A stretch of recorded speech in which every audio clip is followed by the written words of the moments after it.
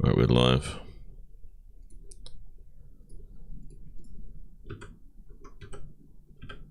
All right. All right, all right.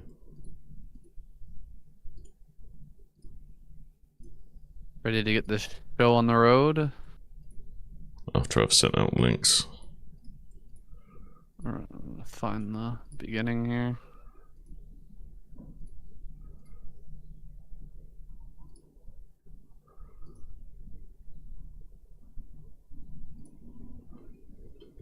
Okay, quick pee. I'll be right back.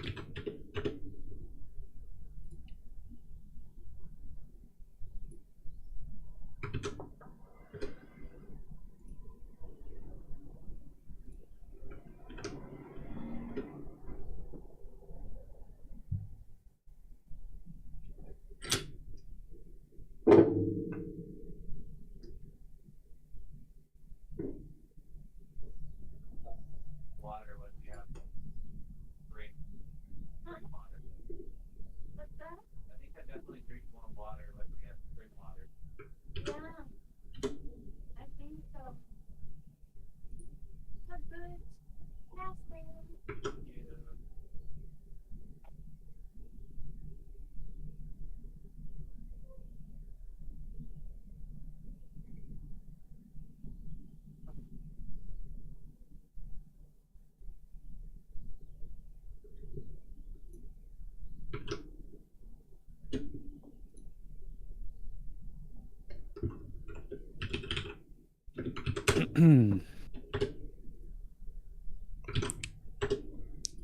How are we doing?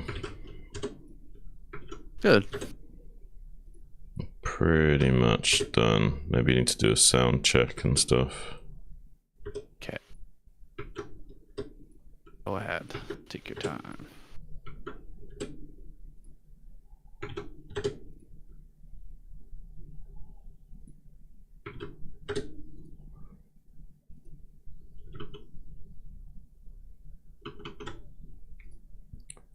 One, two, one, two.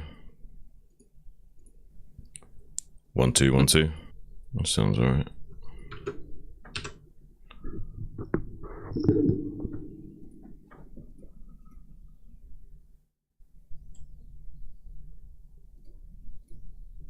Okay, well, whenever you're ready, I'm pretty much ready.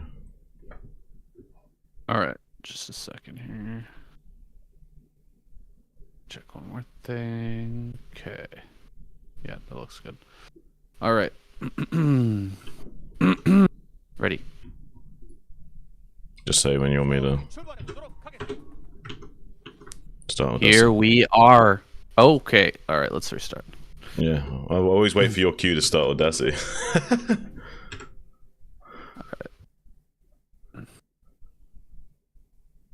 Go back a little bit. All right, go ahead and start it.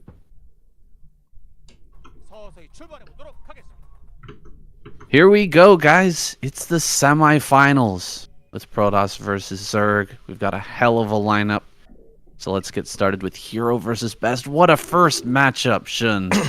Yeah. Absolutely insane first game. And here is that lineup now. Queen, Jaedong, Hero, Soul Key, Mini, Bisu, Best, Motive. They really were saving the absolute all-star team on both sides for the semifinal.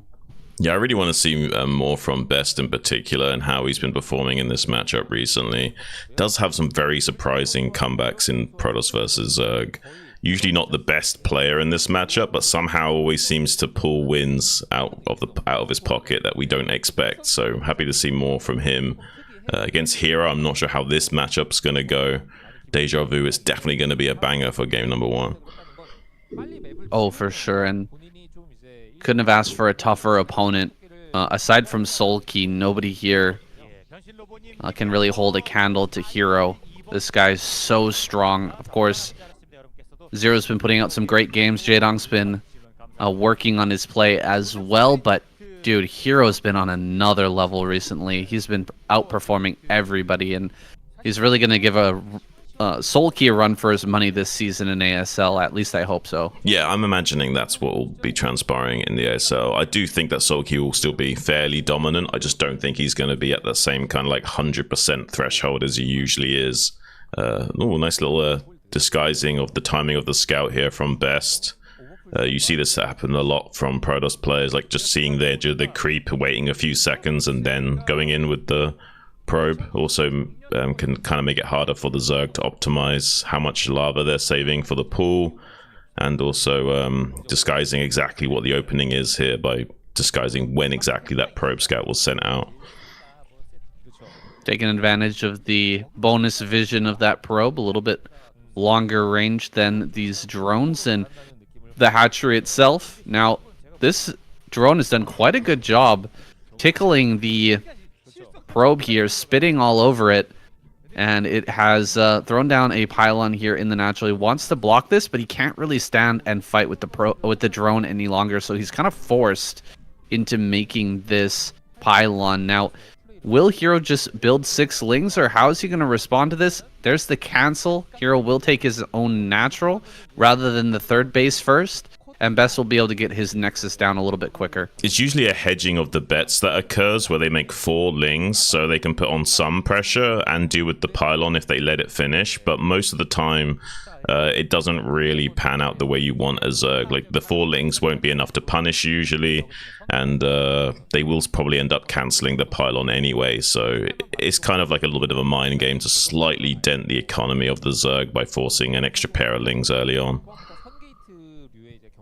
Yeah, he also slowed down the timing of the natural. There was around 400 minerals when Hero was ready to take that, so overall a tiny bit of a slowdown here, and really Best won't be punished because of that. I was able to get the refund there on 75 out of the 100 minerals and gets that Nexus down in good time.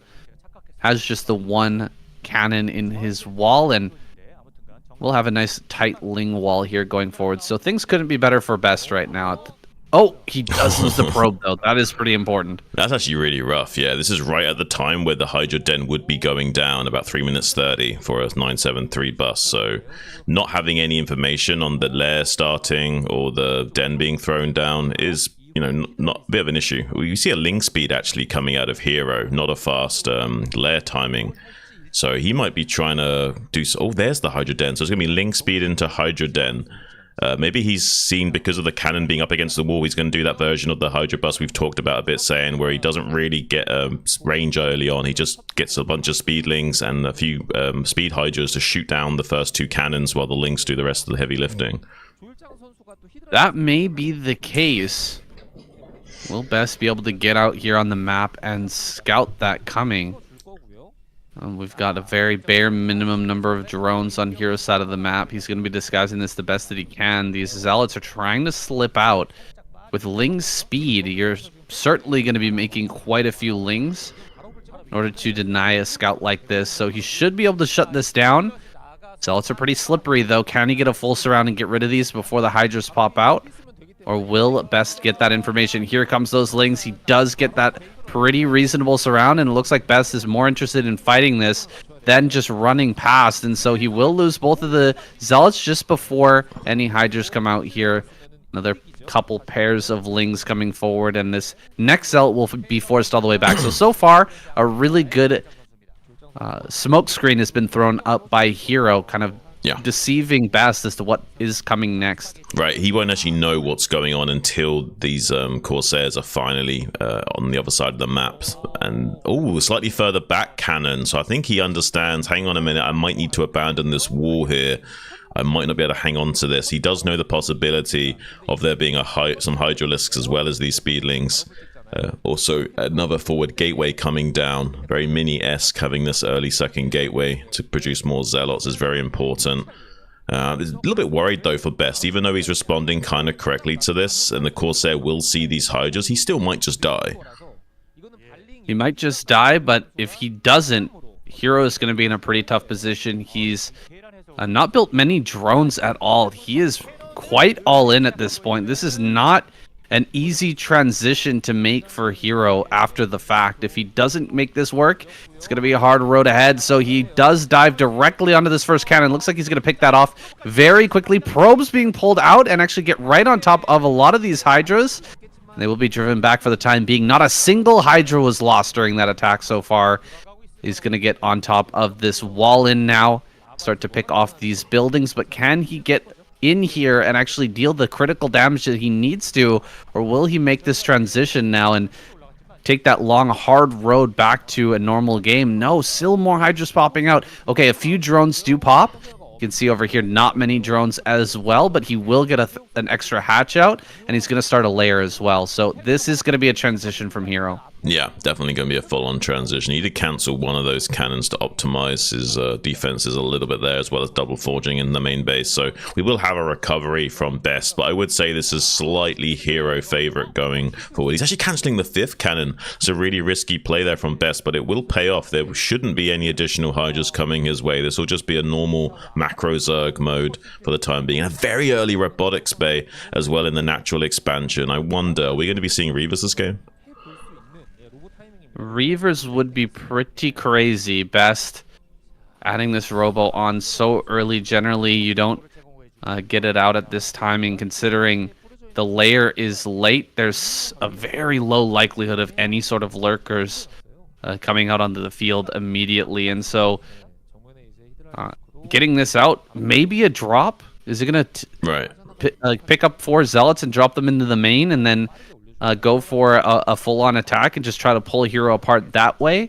That could be a reasonable idea here from Best, but he's just now getting his economy online. He's only got 3 gateways so far.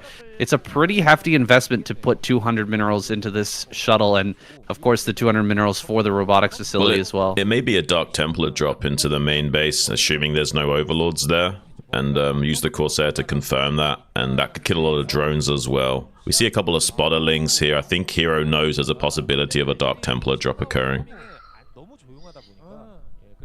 Very perceptive. There is a layer done, but that Overlord speed is very far away. Best going to take advantage of the lack of mobile vision for the time being of Hero and go for a DT drop. There it is. You were totally right, Shun. He's going for this DT drop into the main while pushing out with Zealots. He's going to threaten the 3rd base, and there's not a lot of defenses over there. Not even one sunken colony. Not the greatest placement there either. He's trying to thread the needle on the vision of these lings, but they will be spotted, and you just saw Hero's vision go towards that. He knows that this is coming in. How will he react? Are there... Oh, there's Scourge. Ooh. Scourge are coming in. The Scourge are there, and there's an Overlord in the main base. This is going to be... maybe the DTs can actually kill all these Hydras, but it's not going to be nearly as painful as it otherwise could have. He was hoping to distract him with these Zealots out on the field and then not notice his drones dying, but as a result we'll be able to pull his drones away, but isn't actually fighting these Zealots very well at the 3rd base. They will be able to do some damage to the drone line as the Hydras come in to reinforce, so maybe, just maybe, there's enough economic damage here from Best despite the fact, but I don't think so. This does look a very Hero-sided game at the moment. He is going to kill like 1 or 2 of these drones, but it's really not enough of the damage. This is what we need to see. We need to see the Dark Templar come in and distract Hero while he's not paying attention and kill like 5 or 6, maybe 8 drones in this natural expansion. Could be what he needs to come back in the game. Ooh, 8 kills exactly there. That DT doing a lot of work, a lot of heavy lifting. Best is adding on the gateways now, and he's getting even a Dark Archon behind this. He knows that Hero might be feeling a little bit desperate after all that economic damage. Might want to switch into a Mutalisk play to try and swing things back into his favor. That Dark Archon's going to keep the skies clear using Maelstrom and the combination of Storm to remove that threat. But Hero doesn't seem to be making those lurkers, lurkers, excuse me. I saw it on screen. He doesn't seem to be making the mutas here yet. He's going to be switching into lurkers instead and droning up hard behind this. Still looking a little sparse in this natural. Yeah, I'm a little bit concerned for Best. Even though he's done some damage to the infrastructure of Hero, it's really not enough against the player of Hero's caliber. He's still macroing quite soundly right now, actually ahead of Best in supply. He's desperate to come in here and find more damage, but the Sim City's just too good for the Zerg. Like, you need to push this with High Templars and Dragoons, and he just doesn't have the resources to do that. It's pretty much just pure Zealot man right now. He's hoping that the active Zealot threat will keep Hero pinned back for some time, but that's not actually going to be the case. Hero will eventually be very comfortable in pushing out onto the map in a few moments here.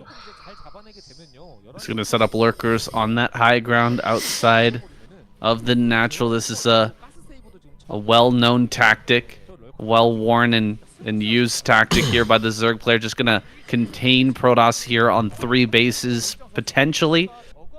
He does need to track down these Zealots, though, first. We already see Lings being added on as more Hydras are transferred into those lurkers.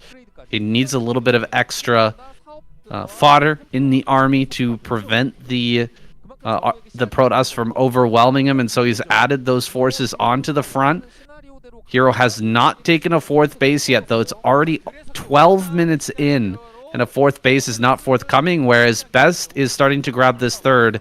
Hero actually needs to do something, whether that's take a base quickly and start to saturate it or attack into this. I'm not quite sure just yet. Yeah, I imagine the way he's playing, he's thinking about attacking into it. He has a lot of hatcheries over production. He's doing a good job of just body blocking with like lurker egg morphs and like trading well right now. I have a feeling that Hero's going to feel very confident about ending the game. He may just try and gather his army and force a fight at the 3rd base, and there's only going to be like 4 High Templars worth of Storm to dodge and navigate around. So Hero might still feel confident that he can take on this army head on and get a win here. He has such a massive overall army advantage. 20 supply doesn't really tell the story. When you're talking about Zerg and Protoss, that supply advantage is absolutely massive. He casts a Maelstrom, a really lackluster Maelstrom here. He needs every spell in order to just survive this, and he just threw away a very important one for really no gain there. The lurkers come down, and they're going to stick in between these 2 bases. Caused a pretty big problem here for Best. He's going to come down from the high ground, though. That's a great storm, actually, to clear out a lot of this stuff. Oh, my goodness. Jun. Yeah. These storms are absolutely insane. He gets 3 lurkers with a storm 2 times in a row there and actually wins this fight quite handily. But can he handle the follow-up? Ooh. That's a beautiful Maelstrom saying more and more storms available to him as well. Done a great job of getting the maximum juice out of the orange. The only problem is that those Hydras sitting on the flank have now came in and killed off this Nexus. So even though he's trading right now, he's not going to be transitioning so easily. He might be feeling pressured to do something. He may be feeling like he has to go on the offensive and try and deal with Hero head on. I'm not sure if this is going to work out well for him. There's still pretty sizable macro engine behind Hero right now, but he finally is behind in supply for the first time in a long while. So now with Best's economic lead, he might be able to put on the pressure while expanding and get this expansion up. A little bit delayed, but it might just barely be enough. He can get on top of the rally point of Hero right now. Well, he's pushing forward. He does not have the storms, though. If he loses this whole army without casting any storms, I think that would be a huge mistake, but the Zealots are actually doing quite well, getting up here in the front and tanking right through the lurkers. They took a lot of damage, and they are starting to get cleared up, but Best is getting on top of the rally, and this is starting to snowball a bit for our Protoss player. Hero is forced all the way back, and just the Hydras popping out of these hatcheries is not going to be enough to stop this army. Yeah, Hero's definitely going to be in a little bit of shock at this point in time. This game has definitely not gone how he anticipated it. Best always seems to like do the most impossible things in this matchup. Just when you think he's dead, he'll somehow find a way of winning the game. He's not necessarily the best player in this matchup, but somehow manages to always figure out a good winning condition. And now it looks like he's going to be very comfortable. He's containing the rally point. It's very difficult right now for Hero to muster an army. He's going to start to lay siege to the Zerg as well. There is some Sunkens in the Lurker here, so we can't just dive in on top of this. He wants to be careful. Just shark around between the natural and the 3rd area while getting this 3rd saturated. And kill as many of the units as possible before they can actually muster into a standing army. I think the lurkers are actually stuck behind the wall in there for Hero. He may have to kill one of his own buildings just to get out. A bunch of lurkers are made behind that wall. It's a pretty good position here that we're looking at. With all these lurkers spread out, pretty hard to engage this just straight up with Zealots, but that's a great storm on the left-hand side. Killing off a lot of these Hydras. The rallies are still kind of messed up here for Hero. He's sending out units out into the map. And they're just dying here as they pop out. Look at this. Hydra's just running forward and dying. More reinforcements are going to come down here. Storms are available, though. And running into the back of this army, trying to flank this with the storms available is very, very difficult. He's going to throw down the perfect storms here as soon as the army fully engages. That Archon there in the mineral line with 16 kills. Huge maelstrom there, followed up by the storm, absolutely wrecking these few forces that Hero's been able to muster to hold this off, and it looks like he will break through, and even if he doesn't, he's done absolutely massive damage, and Best has that base up behind this. He is in a completely dominant position. This is, I mean, he's not won the game yet, but this is a crazy good comeback from Best, considering the position he was in quite a few minutes ago. He's done so much damage to Hero right now. 111 supplied to 60. This is the lowest we've seen Hero in quite some time. The deficit is almost too much to make up at this point. This now should be Best's game. It's going to be so difficult for Hero to have the lava to both make units and drones, so there should be enough pressure on him that Best can find a winning condition, because he just won't be able to keep up with the infrastructure of Best. He's going to be macroing on all cylinders out of these gateways, and Best doesn't have to worry about not being able to make workers and units at the same time, whereas Hero does. So the lack of lava available to Hero to both stabilize his economy and muster a large enough army to keep Best at bay might not be enough. You can see it's dawning upon Best as well that he may just be able to take out Hero right here, right now, and he's fumbling the ball just a little bit. Built a second observatory in his main base as he's panicking, trying to get some buildings out while taking these fights, and now coming over towards the rally point of Hero, finds a pretty large army and decides to back away, at least for the time being.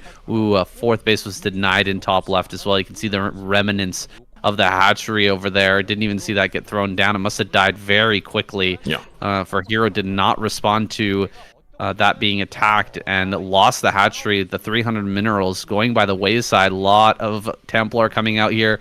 This may be the final push. Best looking for the closer.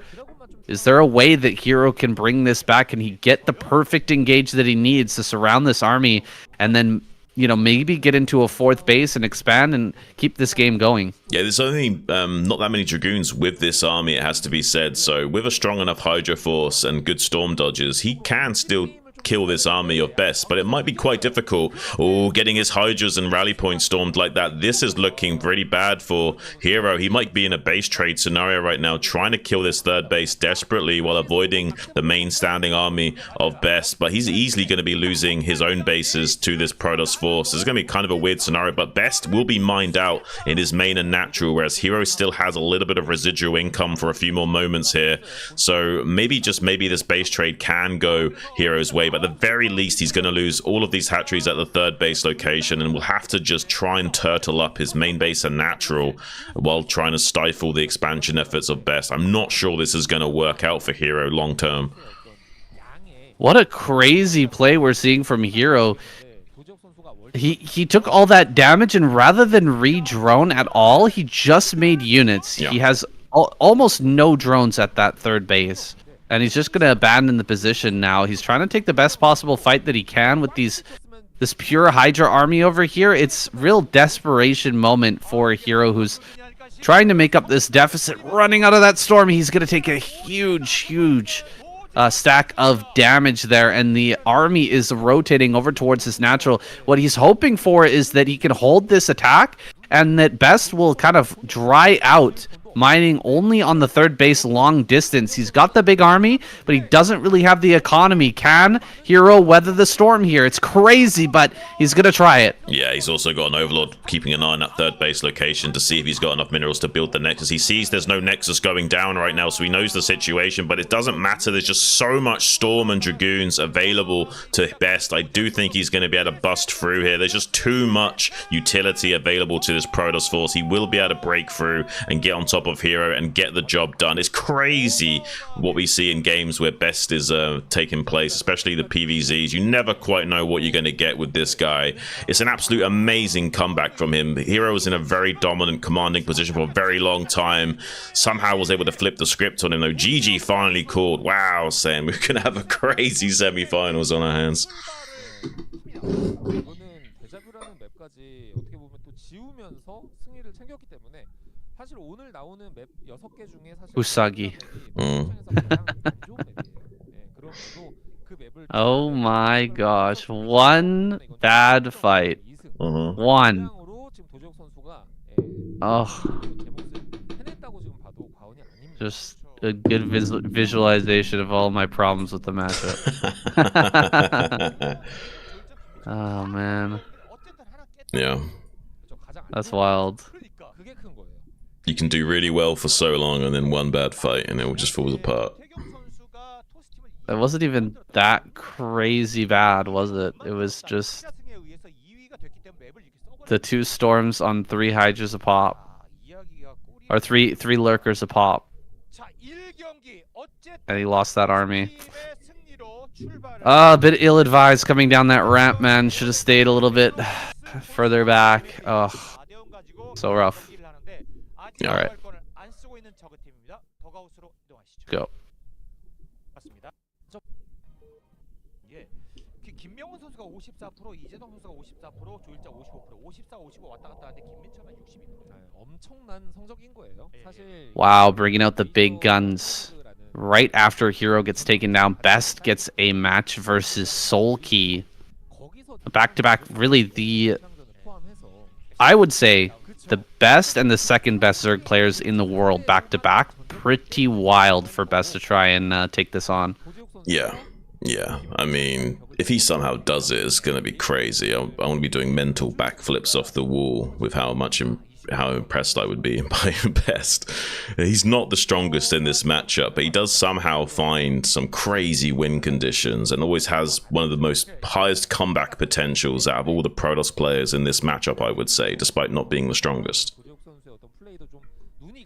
Yeah, I don't put him really at the top of my list for best PvZers of all time. I definitely rate Bisu and Snow higher than him, but maybe that rating is going to have to change here. If he takes out Soulkey, that would be absolutely ridiculous. Soulkey, so good. Such a deep understanding we've seen from this guy about this matchup.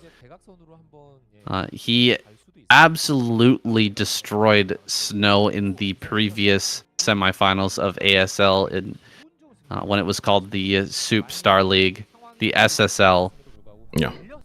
Put on a masterful series against Snow and made it kind of ruined my dreams, honestly, for Snow. I thought that he was doing so good that season. I thought he was absolutely on the top of his game, and Soulkey made him look kind of silly. So you cannot take anything away from Soulkey. He's insanely good.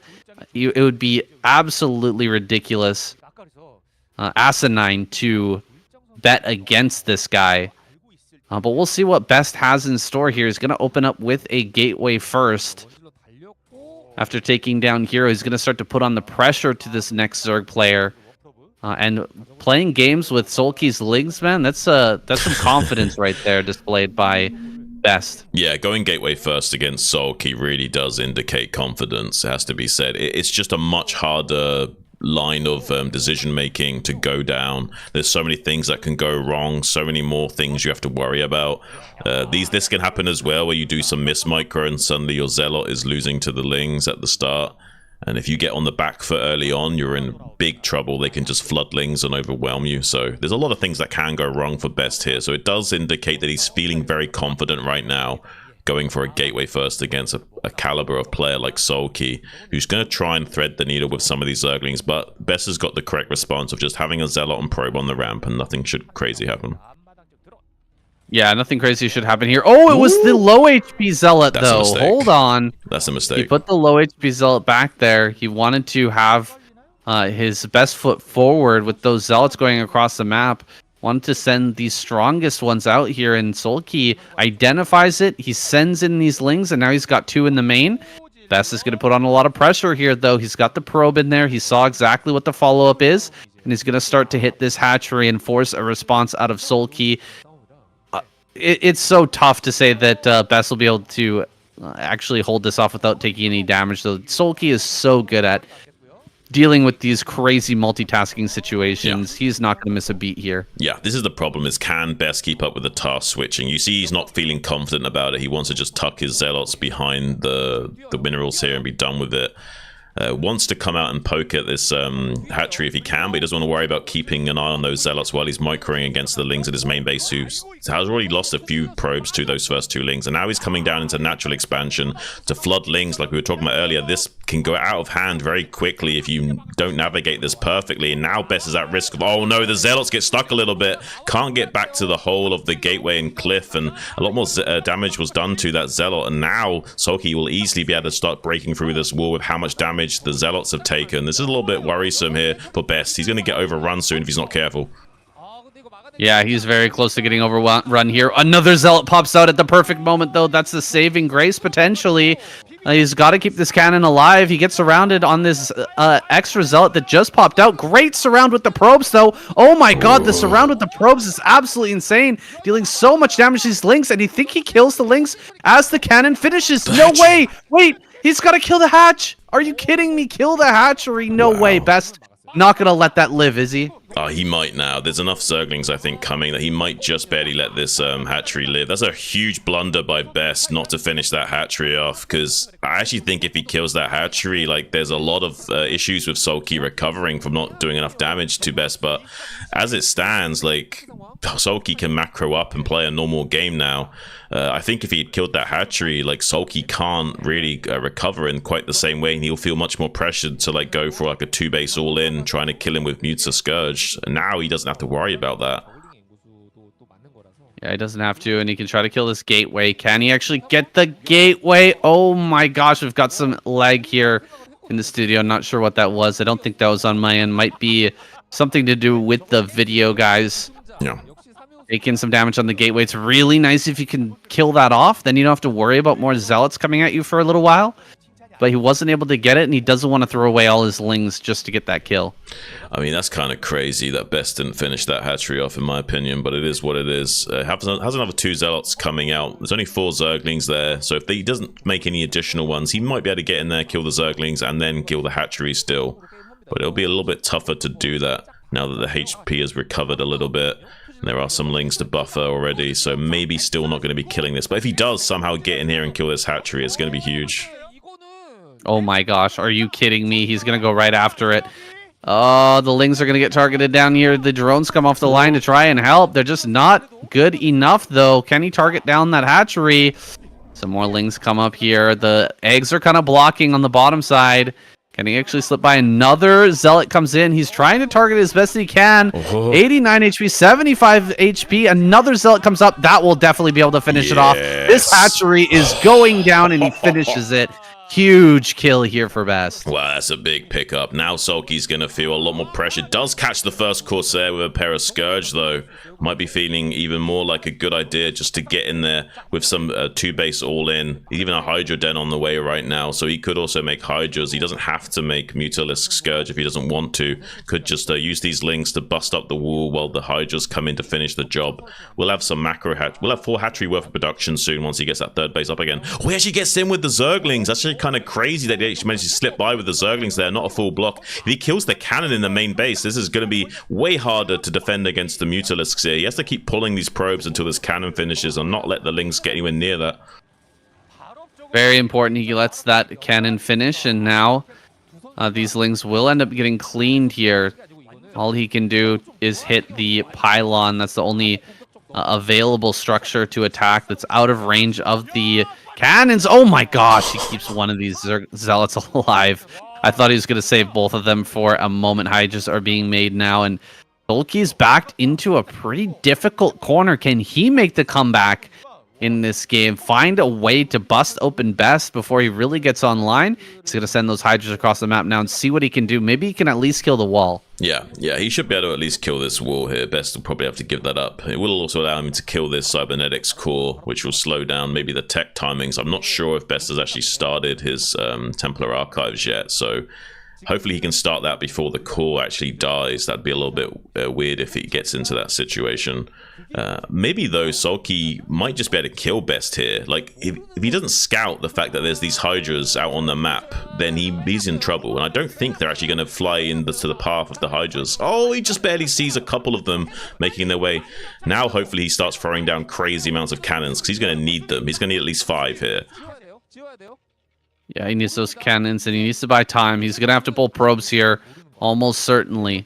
He can block the Hydras from running past the wall, so they will have a bit of time as the gateway and Cybernetics core goes down. Here comes the probes. Immediately you can see he knows exactly what kind of situation he is in right now. 3 cannons on the way. Corsairs looking for overlords, but they're not really finding anything. They're just kind of sitting here stationary in the main base. It's because he is so focused, hyper-focused on this hold. The probes come off the line immediately to push everything back. A lot of them are going to die, but the cannons are still up and strong. Running forward here, he gets one of the cannons. Second cannon just about to go down. There it is. 3 cannons are up, but they're taking a long time to warp in here and actually start to fire. Only gets a couple of shots off with one of those cannons, and with only 2 remaining and a slow trickle of zealots coming out from the main base, I think that Sulky might just be able to get in here and finish this off. Yeah. He will kill that last cannon, and as it goes down, Best is likely going to have to tap out. Does he have a DT or something? Some sort of Hail Mary play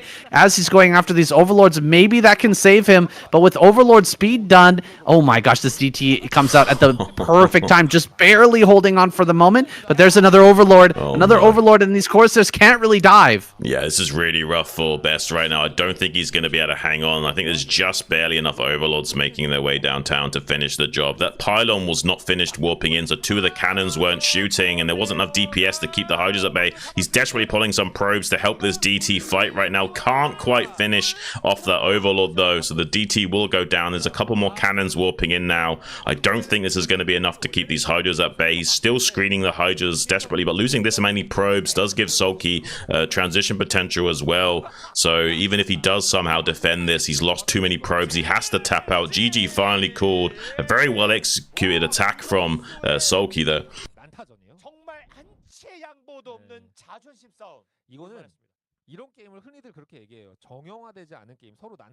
Or Best. Yeah. He had the pylon was like finishing up by like a few seconds too slow and the cannons couldn't fire. It was really rough. Yeah.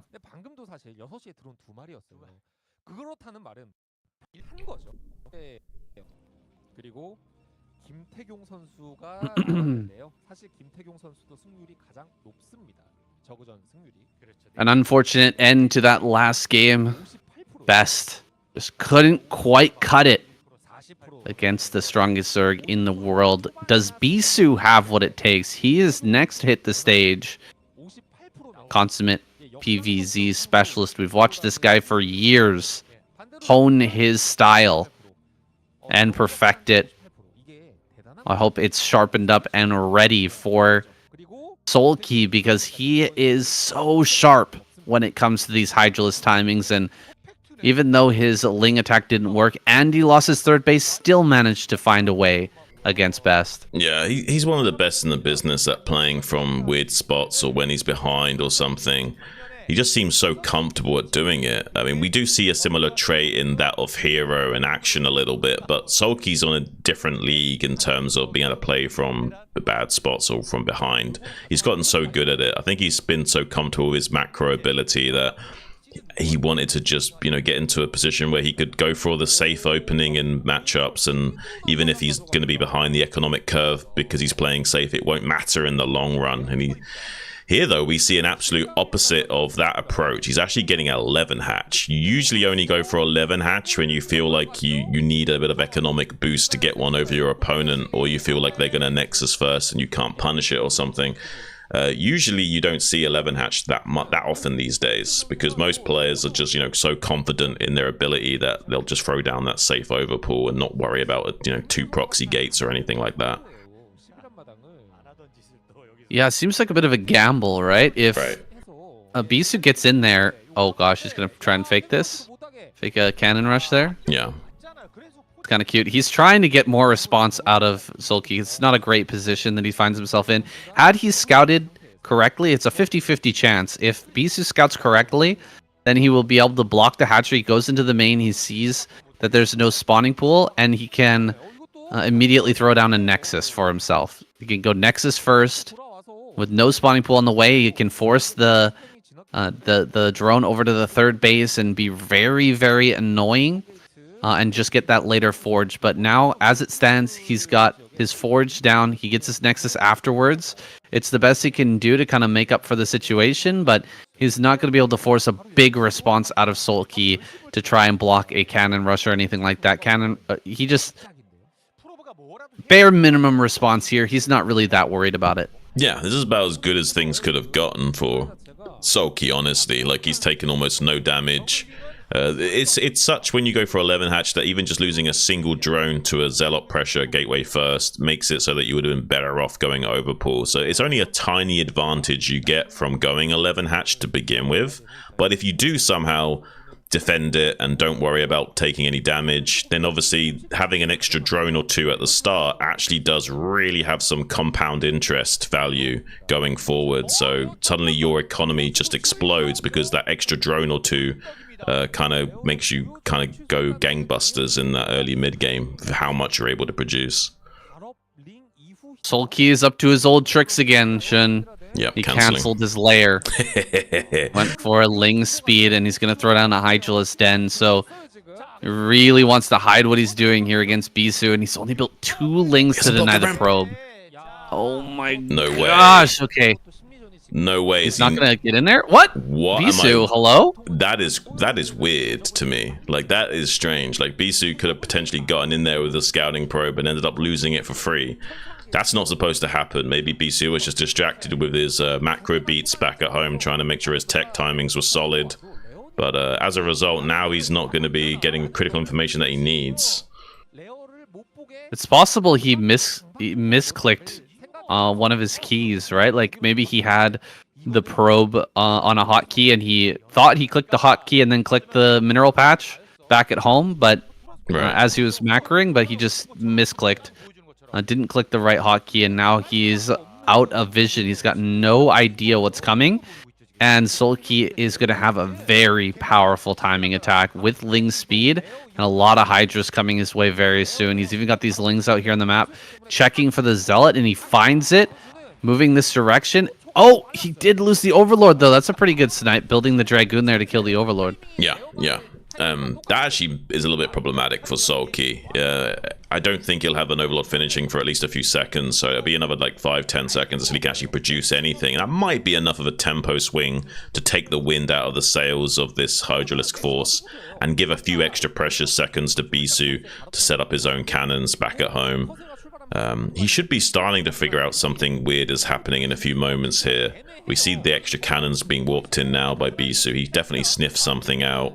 And it's just about in the nick of time. Maybe with that Overlord dying, it'll be a little bit more troublesome for Sulky to get in here and actually do a kill move because of how much slower the extra Hydras will be arriving.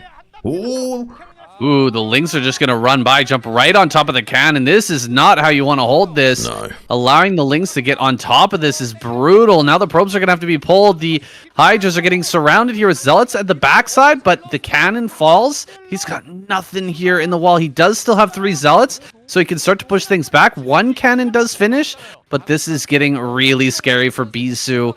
Oh man, should those Lings running by... Such a Yeah. huge mistake for Bisu there. Oh, it's such a huge mistake, saying honestly, that might have just cost him the game. Like, even if he doesn't die right now, he's gonna have to make so many cannons to stabilize. Every cannon he makes is a gateway he cannot make in the next like minute or so. Like around about 7 to 9 minutes is when Protoss players are usually macroing up like crazy, building lots of gateways and getting up to about between 6 and 8 gateways for production. But he won't be able to do that right now. So he's gonna try and fight for his life and fight for the wall, but I don't know if this is going to be enough. I mean, having to make this many cannons and the guy is like comfortably just going to sit back and drone and make extra hatcheries right now as well, it doesn't feel too good as Bisu. Like, you're alive, you're surviving, but you're not thriving. No, look at all the drones that are popping out right now. Solki gonna add on those extra hatcheries. Is already gone for a 4th base. Immediately throwing that down. It's in between the bases anyway, so he's going to take advantage of that mineral only. Get it online here right away. Double forge follow-up from Bisu. He cancels one of his cannons. It's a little bit scary to do so, but he really desperately needs to get some more gateways online to start pressuring this Zerg while he's making his transition, or Solki is going to become absolutely unstoppable. Yeah. This is potentially an untenable position for Bisu. If he lets this game state continue on for too much longer, he's going to have to think of a way of getting out of this. I think we saw a fairly early Templar archives. Maybe, just maybe, he can still get all of his tech online early enough that he can break out and still be in a fairly comfortable position. But Hero won't be feeling any pressure. We even see the 4th base coming down early on from him at the mineral-only location. He's going to be powering up like a monster. Probably going into like between 7 and 9 hatcheries worth of production. He may even consider staying on Battle Zerg. He might still get upgrades, but he won't necessarily feel the pressure to go into Hive here. So we might be seeing between 7 and 9 hatcheries worth of production, just pure Battle Zerg, not allowing the Protoss to ever take a 3rd base. With the 4th base coming up this early, we're going to see the Zerg start to explode in supply like no other. He's going to have so many units popping out of these hatcheries soon, and with this a few Templar here, maybe, you know, Bisu, I mean, look at how many more cannons he's adding. He actually cancels one right as the Hydras start to run forward. Does he have the Storm? Where is that Storm? He's got 2 more seconds on that Storm, but all the cannons are almost dead already. Only 2 cannons left. There's a big Storm. Actually going to drive this back for a moment. Maybe he can still live, but man, has he spent a lot of money on cannons here. Yeah, he's even pulling probes because he's desperate. He doesn't know exactly how many additional Hydras are ready to flood in as well. It's very difficult to know exactly how much defenses you need in this game. That's why he's being very active with this Corsair Scout, seeing what's popping out of hatcheries right now. And he sees that it's still units. Solki's on only like a bare minimal amount of saturation at these bases. He hasn't really power droned that much. So Bisu knows he pretty much needs all hands on deck to defend this. With only 6 gateways worth of production, he won't necessarily have a strong enough force to take a 3rd anytime soon. And this is exactly what Solki's counting on. He wants to soft contain and eventually just drain Bisu of any resources he can muster and never let him get this 3rd base up. It's going to be so difficult for Bisu. He's trying to decide, okay, I need to get some Zealots out on the map to be an active threat, so I need to pin back some units on the Solki's side of the map. So he can't just keep rallying units down to my throat all day long. But he's not necessarily even needing to commit to attacking Solki. He just wants him to be worried about these Zealots out on the map. Yeah, and with those Zealots getting their way out of the natural, it is incumbent upon Solki to return to base and make sure he doesn't take any economic damage. This beautiful economy that he's put together needs to be properly protected, and he will go ahead and do so, adding on a Spire as well now. Going to have that active threat, the air threat, to snipe down Templar.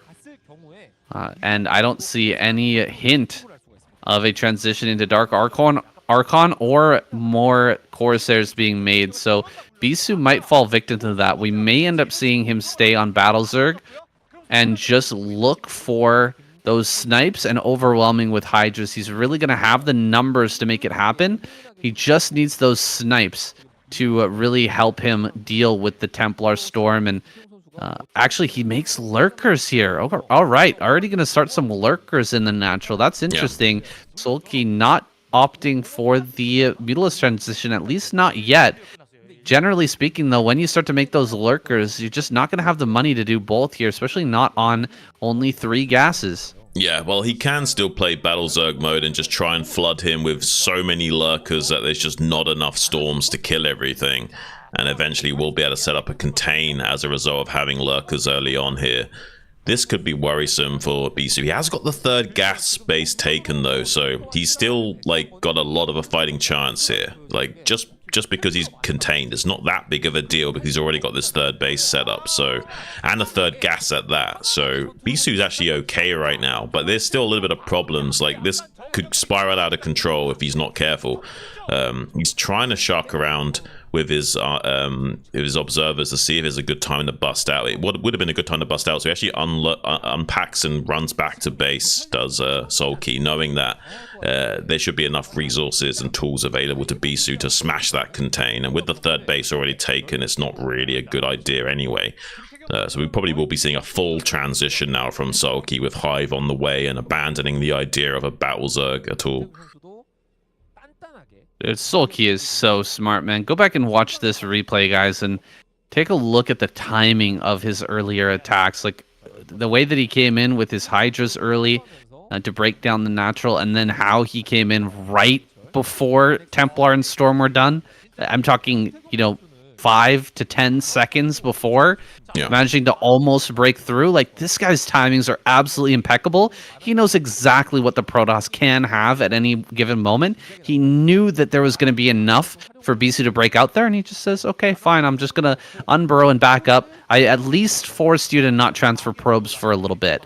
And I think that was the goal of setting up those lurkers there at the front, just to make sure that Bisu couldn't quickly saturate that 3rd and really get his bases online too fast here, and give a little bit more breathing room for Sulky to get this next base online and make his transition into Hive. This is going to be a little bit scary from Sulky. He's even on supply at 160 and racing ahead. This is kind of crazy what we're seeing from him in terms of how much macro potential there is. Even going to be sniping that observer quickly with a Scourge. He just dots his I's and crosses his T's across the board, rarely making mistakes. Bisu feels a lot of pressure now to make something happen, to start skirmishing with the Zerg while taking this 4th base. It might not be enough, though. Even getting this 4th base online, eventually he will be mined out in the next 4 minutes or so, and that means he'll be back on 2 bases worth of economy. He probably knows that he needs to set up for a super late game scenario here, because he probably won't be able to kill Sulky anytime soon.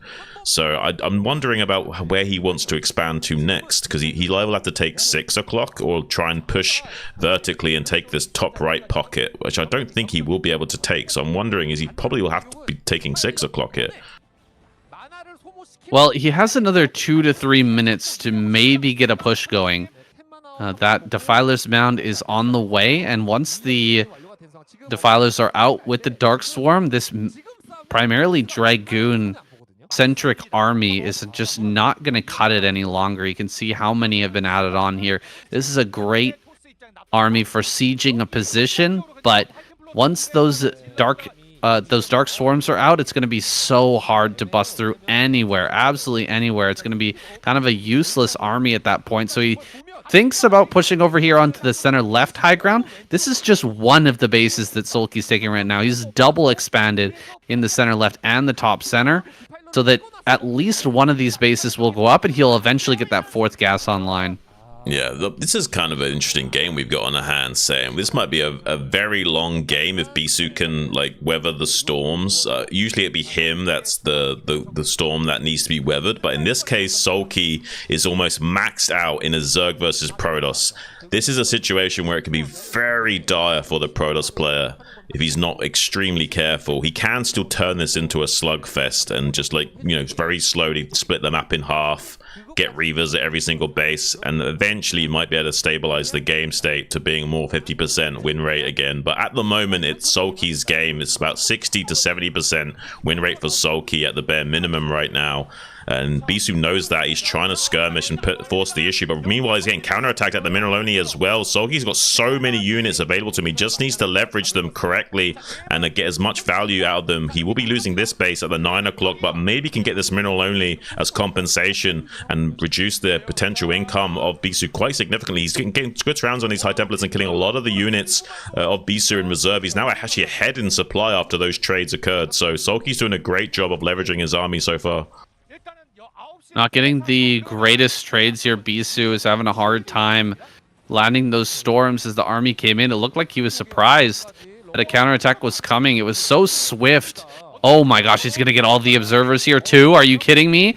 Killing off so many observers there. Having the Scourge as well is next level. Bisu desperate to get back here towards his natural to actually save his main and his natural. Oh god, the Robo. Oh, the Robo goes down. Oh, and he's attacking. Okay, hold on. No way. All right, he will save this. He will save this. Yeah.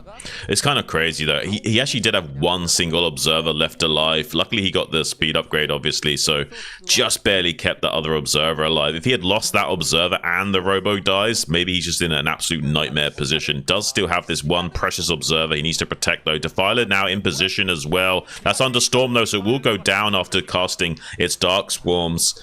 Now this is an untenable position for Bisu. I mean, he's going to be getting his rally point pushed in by Sulky at this point, and if he loses too many of these units, he'll never have a strong enough army. He knows he has to trade well right now. Starcraft's all about trading as cost efficiently as possible, and he has got a strong enough setup at this 6 o'clock that he should be okay for now, but once a Defiler gets down there later on, that might not be the case anymore. He's desperately trying to keep Sulky back at all costs, but his position is going to get overrun soon. He's going to get completely surrounded on all fronts.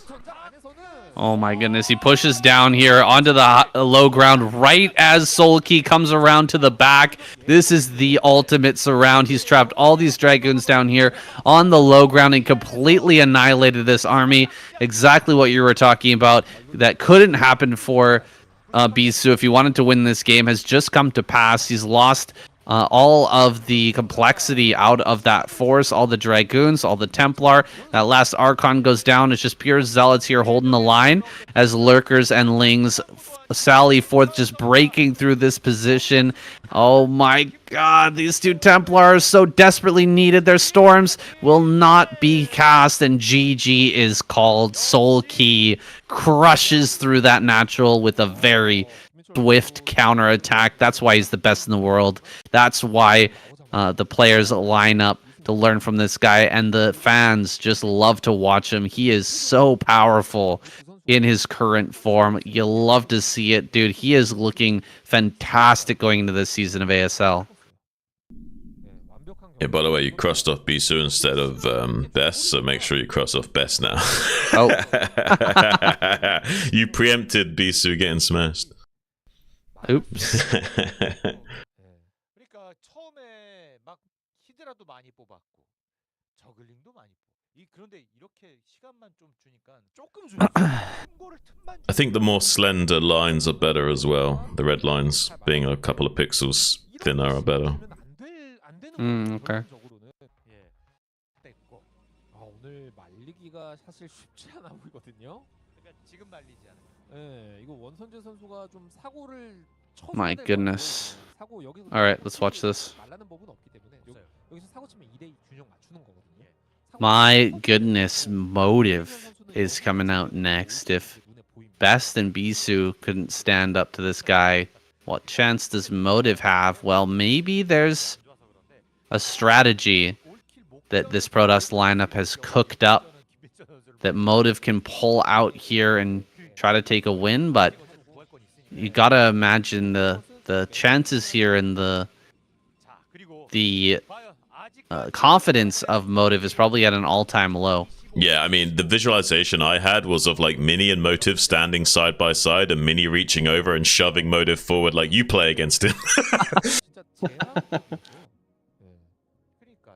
Yeah, it's looking a little dire here for the Protoss, but I will remind you we do have a revive still available on either side.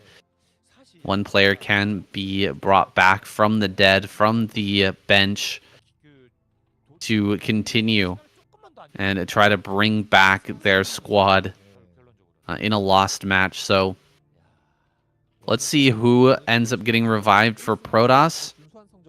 If Motive and Mini end up going down, because Solki is looking just so scary right now. He's really looking like kind of the way we haven't seen him look since the last season of ASL Shun. He's been a little lackluster. He seemed like he wasn't that interested in playing in a lot of our games, or he kind of got outmaneuvered and just didn't look like his regular indomitable self. But here today, he's looking like he's in ASL form, which is perfect. Yeah. This ASL 19 is underway. Yeah, I imagine he wants to be playing at his best to be as crisp as possible for that tournament now. So he definitely won't be slacking as much in his games, and he may not be revealing exactly his strategies and how he wants to play in ASL, but will be firing on all cylinders in terms of his execution and making sure that he's putting the fear of God into these guys going into that round of 16 stage.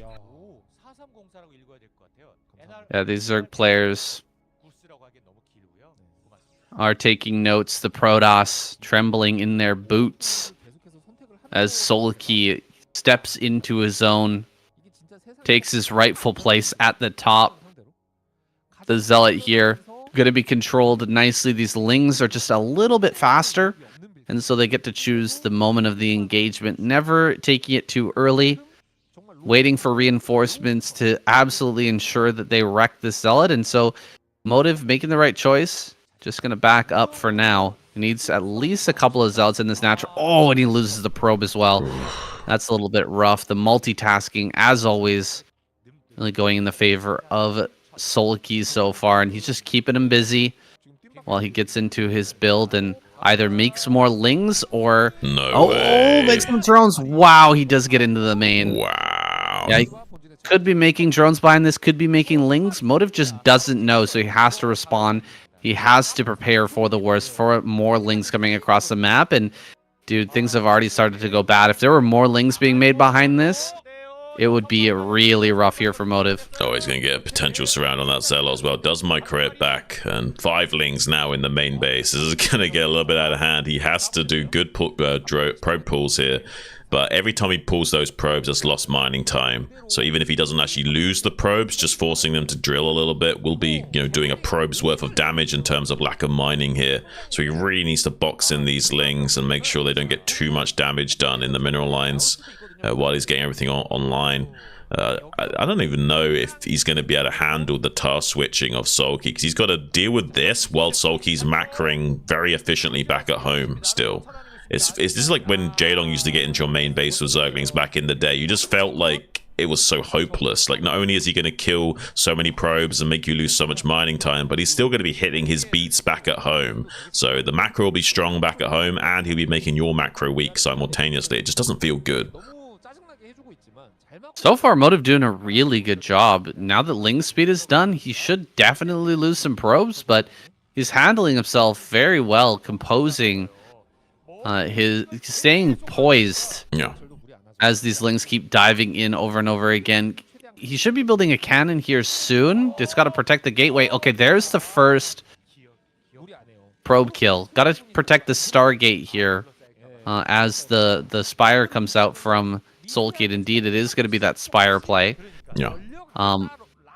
So eventually he will have a cannon to deal with this, but for now, just continuously chasing around, only losing 1 probe. That was pretty insanely impressive, especially against the Lings of Solki. Yeah, he will lose 1 more, just barely. Makes a Dragoon in order to push this away. He may actually go for the Overlord here, coming in for another probe, but still keeping him alive and kills that Ling. Really well done from Motive, honestly. Yeah. Gotta give it to him. No, it is honestly pretty well done by him. A lot of Protoss players would have crumbled under the pressure of Solki, and he's done a great job of maintaining himself and hasn't really shaken much in his composure. And this Dragoon will eventually deal with these Zerglings instead of having to make a cannon in the main base. This is a much more cost-efficient way of doing that, utilizing the gateway production time and being able to use this unit out on the map later on. Might be losing 1 more probe here, or at least a little bit of mining time lost there. But yeah, really well handled by Motive, all things considered.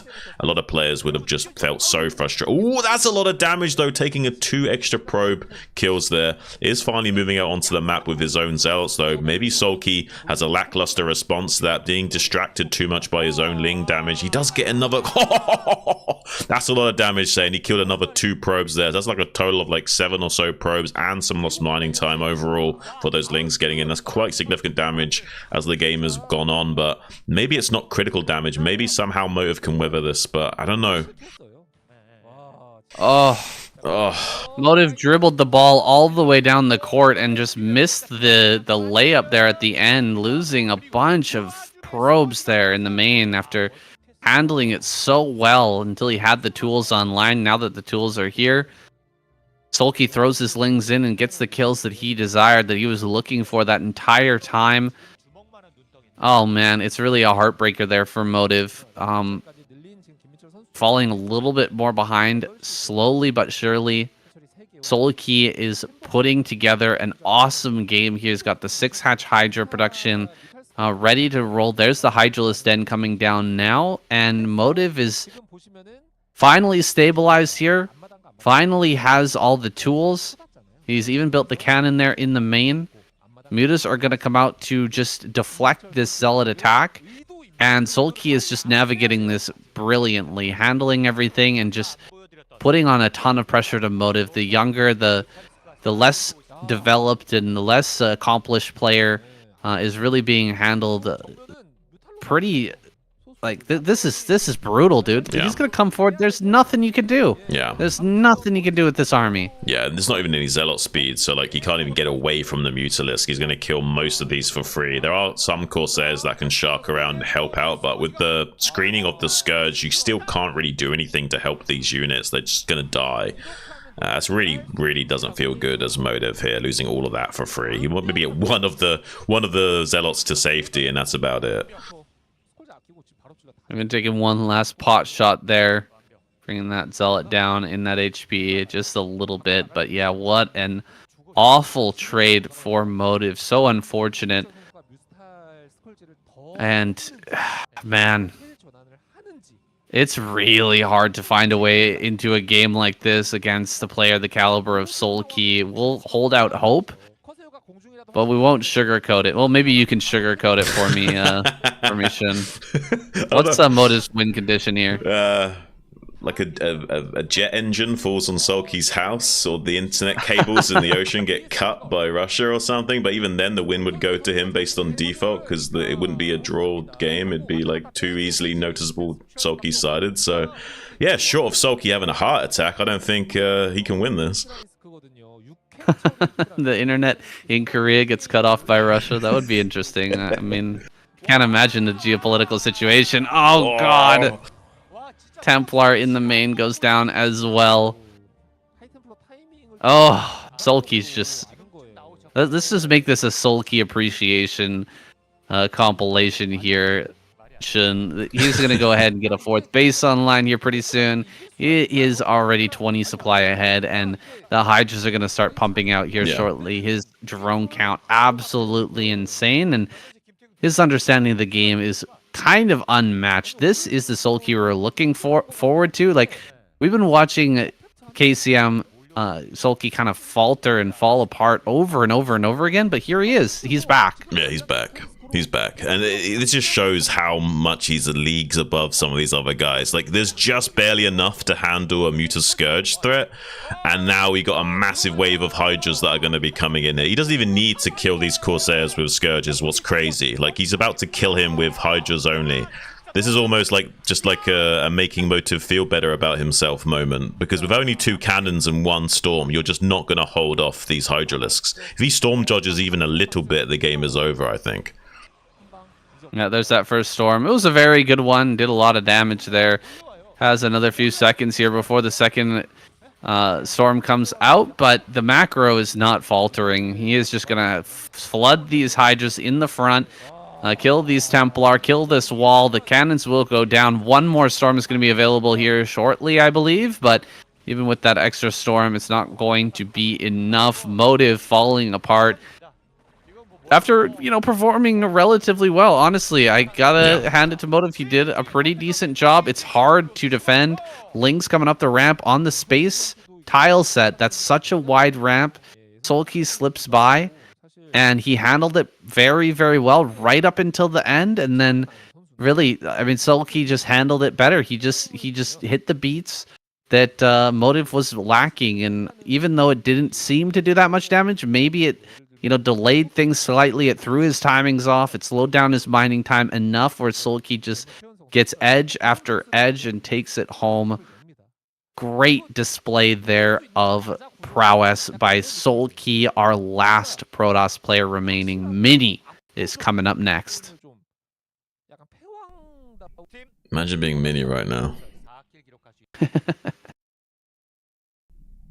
Maybe that's why he wanted Motive to play, so he could get the 2-player map. He's probably thinking, I don't want to play against Sulky on Radion. Let's Motive go against him on Radion, and I'll take the next map. Yeah. Maybe. That might be a good point to bring up. Yeah. Possibly.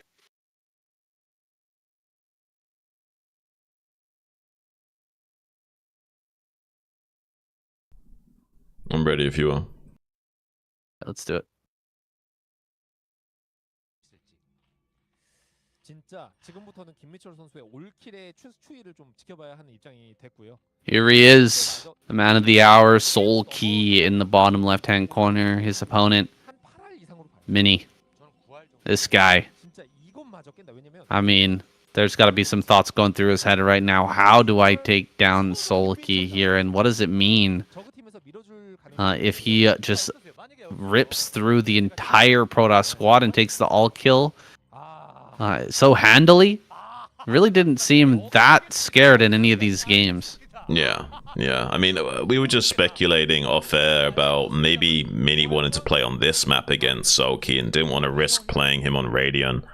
And maybe that's why Motive went out, so that even if Motive does go down, Mini can abuse this 2-player map. It's a much more controllable game state for him, controlling the spawn locations and how the game develops. It'll allow him to go for a gateway first here and control the ebb and flow of the game a lot more, being a 2-player map and being able to map things out in his brain a little bit more efficiently, and things won't be up to chance as much anymore. Now it's just a matter of decision tree and forcing your opponent to make poor decisions as you go down it. It's going to be very difficult to make Sulky make those kinds of mistakes, but he is going to be expanding fast against the gateway. So if he loses a single drone to this Zealot pressure, Mini's going to be feeling great about it already.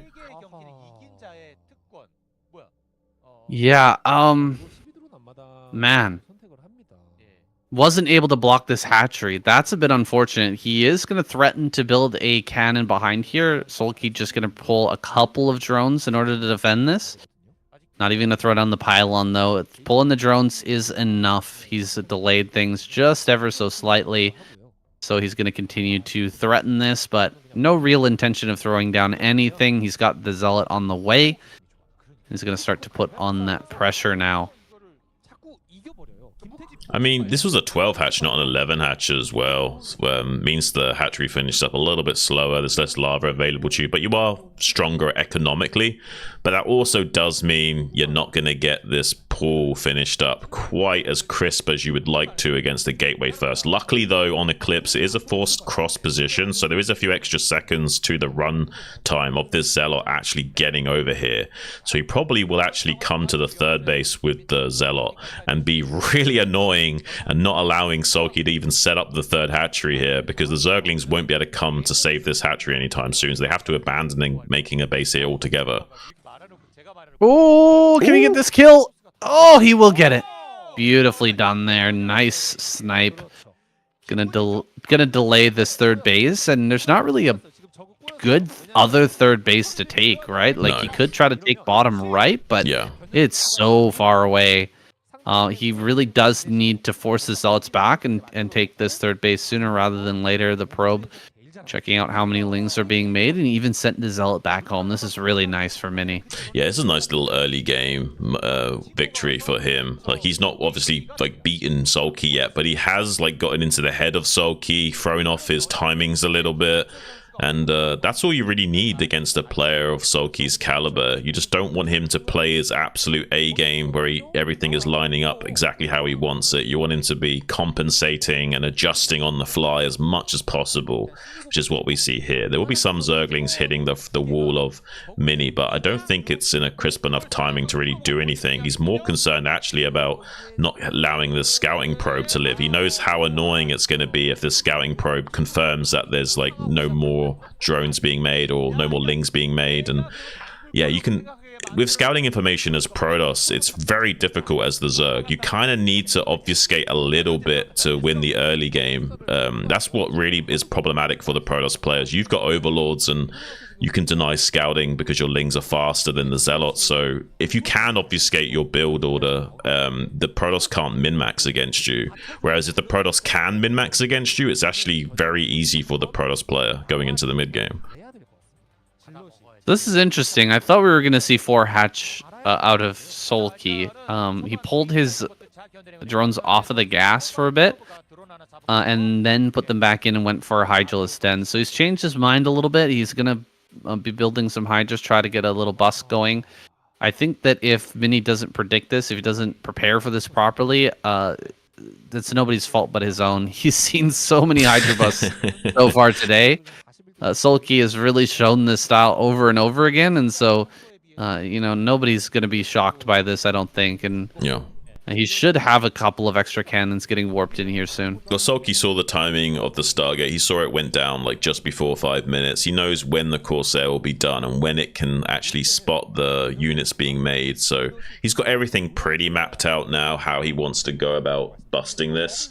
He needs to make sure there's like a control group and a half of Zerglings first to intercept and catch any Zealots that are out and allow the Hydras to actually get up on top of the wall. He's done a good job of getting just barely the right amount of Zerglings to Hydra ratio that he needs. I mean, he's going double Stargate. Oh no, this is crazy. Like, okay, well, if he doesn't defend against this, he's just in trouble now. But if he somehow does hold on with the cannons at the right time, then we might be seeing a crazy game of just Corsairs never-ending supply blocking Sulky as well. Ooh, here comes that Corsair. It's going to spot the Hydras coming forward. And the one thing that you can say for Mini is he's got a lot of Zealots here. He should be able to block Lings from getting by. But will the Hydras be able to get in here and actually kill the cannons? He's actually doing a very good job killing off all of these Lings. The Lings are mostly going to go down. There's really not that many Hydras. They're going to dive forward now. Kills 1 cannon.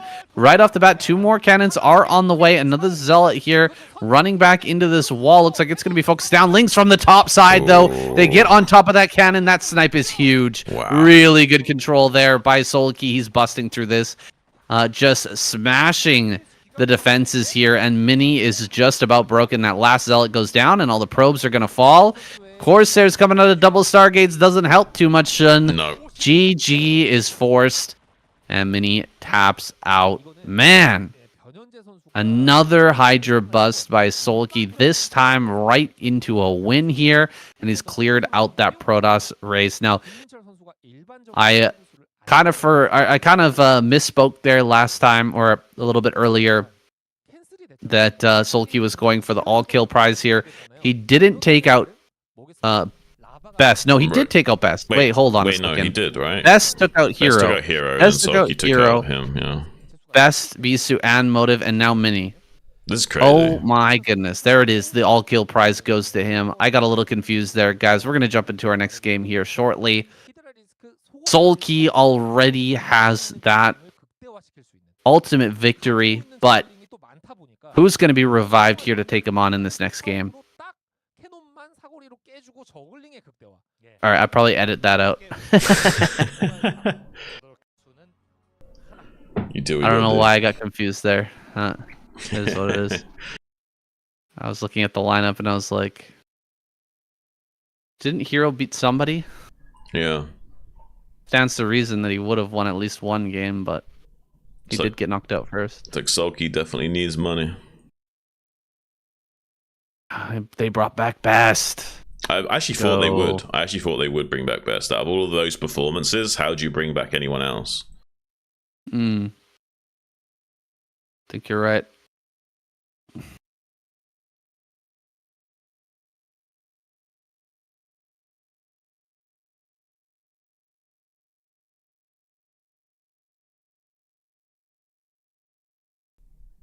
Need a break or we getting it? I'm just reviving Best, giving him some CPR here. Okay. There we go. There we go. All right. 도우제 분수입니다. 저그는 4목숨이 남아 있고요. Best has been brought back of all the Protoss players who performed tonight. He seemed to have the best handle on Sulky. He had the best response to Sulky, and I'm glad he's getting a second chance. Best able to take out Hero, man. That's crazy. I almost forgot what an insane game that was, the first one. He was able to take out Hero. Maybe he can make magic happening, and maybe Lightning can strike twice and he can take out Sulky. Right, I think that was the thought process about reviving him. He definitely had the best performance overall. He looked okay against Sulky, and the comeback against Hero was insane. So definitely the guy that's actually firing on all cylinders out of the Protoss squad tonight. A little bit of a lackluster performance from everyone else. I thought Mini would have a better handle on things. I was a little bit let down by that showing, but Sulky just too good in executing those kind of technical Hydra busts. And that's the bust I like the most, by the way, when they just get one upgrade on the Hydras, either speed or only range, and then they just flood Lings behind it. It's such a technical build, but really strong if you execute it well. Nobody better at executing that build. Sulky put it together and crushed the natural. Mini should have had more cannons built there, man. It's just go back to my earlier statement and just say, like, wow, you really didn't expect it, huh? Yeah. After all the games that have been played so far tonight, that's the benefit of KCM, is you get to watch all these games that your opponents, or that your fellow race members. Wait a second, is that hatchery off base a little bit? No. That kind of looks funny. It looks funny, but it's not. That is strange. It looks like that, it's got like a little diamond there on the ground, but it kind of looked off position. I assume that Sulky's got what it takes after taking on all these Protoss players to put the hatchery in the right spot. It's definitely not misplaced. I can guarantee you that. Well, still blocking here in the natural, being pretty annoying. Sulky's not sure where that probe is. He's going to check his main. He will find it here in the natural and work towards getting this up. Gonna force that probe behind the mineral patches, and he will get this online. Little ring around the rosy game here played by Best, but Sulky going to push that away and try to stop that probe from looping back into the main, because that's the main goal here right now for Best, to get another scout of the main and just see what's coming up from behind this. What's that first 100 gas gonna do? Yeah. Sometimes you'll see Protoss players just like shift click their probe out and then back into the mineral line. So even if you do block the ramp with a drone or a Ling, you can still get in there. The scout is just that important. He's hoping he can get back in there without having to rely on that technique. But the main thing is just seeing how many drones are going to be saturating these additional bases. There are some potential mind games where, they'll transfer 2 drones from their main to their natural, so they're hiding the fact that they've not made 2 drones in their main. But usually you don't see that kind of mind game happen at the pro level. So just by seeing the natural and third, how many drones have been made, is a very good tell for Best. Yeah, the natural is kind of over here at the third. The third is actually at the natural for the time being, so you got to keep that in mind as well when looking at these relative saturation. Zealot going to come across, and more Lings have been made to deal with that, but the combination of the probe and the Zealot can do some serious work, and a lot of these Lings are going to be pulled to deal with the Zealot. Maybe the probe can slip by now, but keeping some Lings on the ramp back at home. Sulky never shirking, never underbuilding Lings in any of these situations. Even though he has some of the best micro in the world, he's always very good at making sure he's got enough to deal with all this stuff. Yeah, that's one of the hardest things to do as Zerg in the early game against high-level Protoss players, is making the right amount of units. If you make too many Zerglings, you just don't have enough drones. And a lot of times you can make the mistake of not making enough Lings because you're trying to optimize your build, then you just die as well and lose drones. So it's really difficult to walk that tightrope in StarCraft in general, but you feel it most when you're playing Zerg due to the lava resource issue. Absolutely. Now with the Ling speed done, this looks like a lot of Lings, but This is just the right amount for Sulky to patrol the map and make sure that Zealots aren't going to be able to get in and harass any of his bases. He did slip one Zealot out, Best did, during that moment as the probe was getting taken down. He managed to slip out into the middle of the map. He's going to look for an opportunity to slide into that third base and force some drones off of the line. Yeah.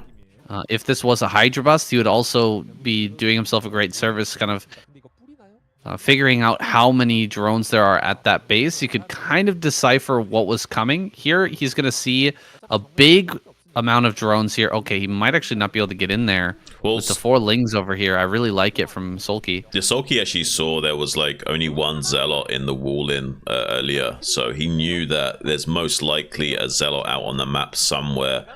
It would be weird just to not build that Zealot at this time during the build order that Best is doing, so can kind of figure that out. But now he's getting distracted by this micro. Pretty good micro from Best, especially if he can keep that third low HP Zealot alive. And now he's actually going to get into the third base. There's only drones here to defend, so it's actually working out really well for Best. Like, just barely now actually popping out some Zerglings. That's a little bit unfortunate, but we'll be able to get behind the minerals to compensate and get into the natural expansion with these other 3. Like, this is pretty good from Best. Like, Sulky's now going to feel desperate to get some good drone drills onto this. He's building a Sunken colony in the natural as well, but he can just run by that Sunken and block the ramp. These are low HP Zealots. They will be cleaned up eventually, but forcing any additional Lings at this point in the game is actually a pretty big win for Best. He does lose those Zealots, but he does force less drones to be made. Yeah, he's looking better in this game than practically anyone else has looked against Sulky tonight. This actually looks like a game between equals where Best is playing the game he's supposed to and hitting all the beats, pushing Sulky back. He hasn't gotten those drone kills. He's forced a lot of Lings though, and he's forced a little interruptions here and there from Sulky that you need to kind of start to get a little bit of an advantage. Now, this might be a little bit of an overextension. 2 more Zealots coming in. There's a lot of Lings here, and I don't think he can get this damage. Best realizes it. He's just going to back out as well. It's really important to keep something alive and not just keep feeding into the Zerg so that you have an army to threaten with a little bit later on. You know, Best might be going Archons. Like, he's made cannons in his mineral lines, and he's not making +1 weapons or Corsairs, which makes me think he might be thinking about an Archon bust and getting like 2 Archons out early on and doing a Zealot Archon timing. And this DT might get some damage, but not a lot. Okay, he's going to keep the DT alive. He goes for the 1 kill. I thought he would go for, 2 or 3, but he takes the 1, and he's going to be happy with it. Backs off. Will go down probably to the bottom right and just make sure that another base doesn't come up easily. Dark Archon being made, like you were saying. He's going to defend with these Dark Archons. There are Scourge here. As he dives in, the Corsairs need to be held back. Make sure that they don't come out. Only 2 Corsairs. Certainly not enough to hold back a full-on Ogre Zerg, but with the addition of this Dark Archon, I think he's seen it. I think he's seen the Dark Archon now. Hiding that Templar. He is going to hide the Templar. Really nice hide there. He has the Storm as well. Deals a lot of damage. Loses the Templar and the Corsairs, but it's a lot harder to break now with the Mutas taking that much damage. I mean, I really do prefer Best gameplay to a lot of these other Protoss players tonight. Like, I think he's getting better at this matchup in general. He's always had a bit of like staff or X factor in this matchup, somehow winning games it looks like he shouldn't. But yeah, if he can figure out this matchup more and more, he might end up becoming like the new Mini or the new Bisu. So far though, he's in a little bit of trouble. Like Sulky will be able to do quite a significant amount of probe damage to him, and he needs to rely on that Maelstrom, which is still like 12-15 seconds off. Has got a few of these Corsairs, but he's mainly reliant on the Maelstrom Storm combo. He hasn't really invested in that many Corsairs, so the Corsairs really are just to like screen and buy a little bit of time for him to get everything online. We'll be killing this, denying this 4th base from going up is a pretty big deal. Denying Sulky that for long enough will be really hard for Sulky to navigate. He needs to get this 4th base up online by 11 minutes, and if he doesn't do that, then maybe Best has got a very strong showing here. Wow, Sulky not having all of his Mutalisks together, and he's leaving a lot back at home. Maybe this is to bait the first Maelstrom, and once the first Maelstrom comes out, he'll bring those 5 mutas from the main to kill a bunch more probes. That's a possibility. He's gonna put 5 probes together, or 5 mutas together now, and look for some more probe kills. The Dark Archon's not in position right now. It's actually gonna be sent back home currently to go and look for that Maelstrom, but can't quite get it just yet.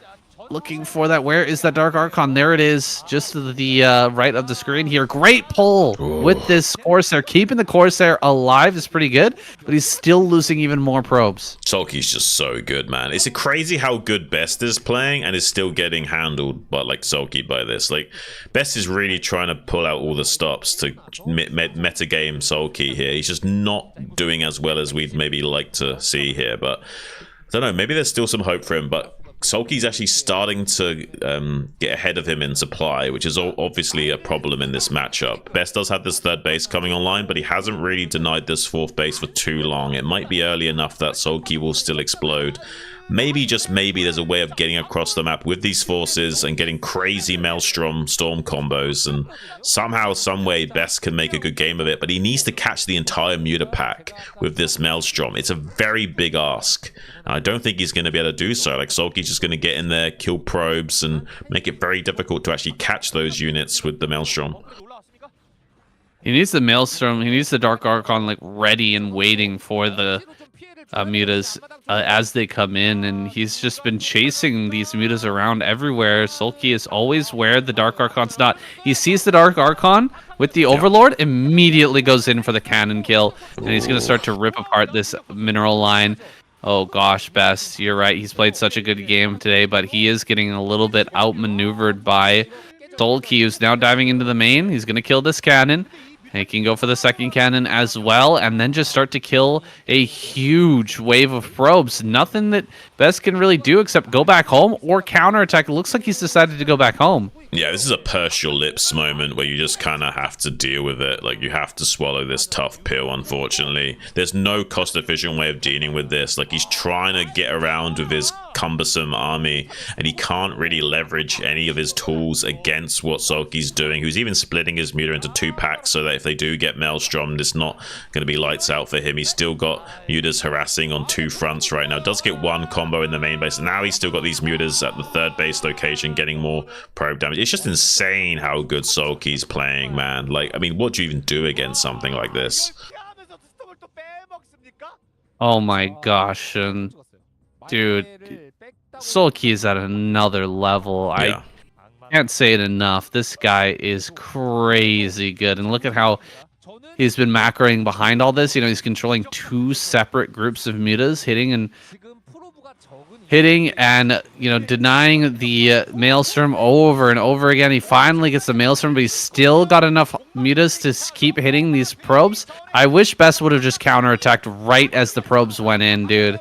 It's so unfortunate that he didn't just go for that. He will get in here before the lurkers are finished, though. Still diving in on top of all this. A lot of big storms go down. There's a Maelstrom on top of a bunch of lurkers. The lurkers, as they pop into the eggs, get absolutely wrecked. Oh my God, what am I seeing right now? Best is breaking through everywhere. It's the Best comeback we keep talking about. He always seems to be able to make it work, saying he's on top of the rally points. There's more Hydras coming from the east, but maybe, just maybe, there's enough Dragoons left in standing army to deal with this. This is crazy. More beautiful blanket Sonic Storm as well. The drones are being evacuated right now. Some way, somehow, Best is making this work. He's lost all of his probes, but he has enough economy to keep sending reinforcements to join up with this army and keep the pressure on. If he kills the Hydra Den, it's going to be insane as well. He just needs to lay siege to the Zerg, standing outside of the range of the Sim City and just getting on top of any units that come out from this 3rd and 4th base location and prevent a critical mass from ever being ascertained by Sulky and keep the gas pedal pressed down all the way to finally go for a bust attempt. He's so ahead in supply right now. Oh my gosh, he's No just about done it. way. I really thought, oh my god, GG! No way. Best is, I'm telling you, you guys underrate Best in this matchup. I'm telling you. What an absolute beast of a gorilla, man. Like, that's one of the best comebacks we've seen, and he's known for his comebacks in this matchup, right? This is crazy. Absolutely. This is crazy. the way that Sulky was dancing around him there, he had such a big advantage. He forced the army to go back all the way into the main to deal with those mutas. He had so much time to build up a force back at home, but he didn't have time to spread it out, apparently. He didn't have time to get the lurkers out either, and so even though Best was super delayed in his push, he managed to smash that army sitting at the rally point in such a big stack. I actually want to go back and look at that again, Jim, because that was one of the most brutal fights you can ever have as a Zerg player. Just annihilated that Hydra Lurker army. Yeah, I mean, I really do feel vindicated that he's one of my favorite Protoss players after that. Like, it's crazy what we see this guy able to pull out of his pocket. You never can count him out. You really can't.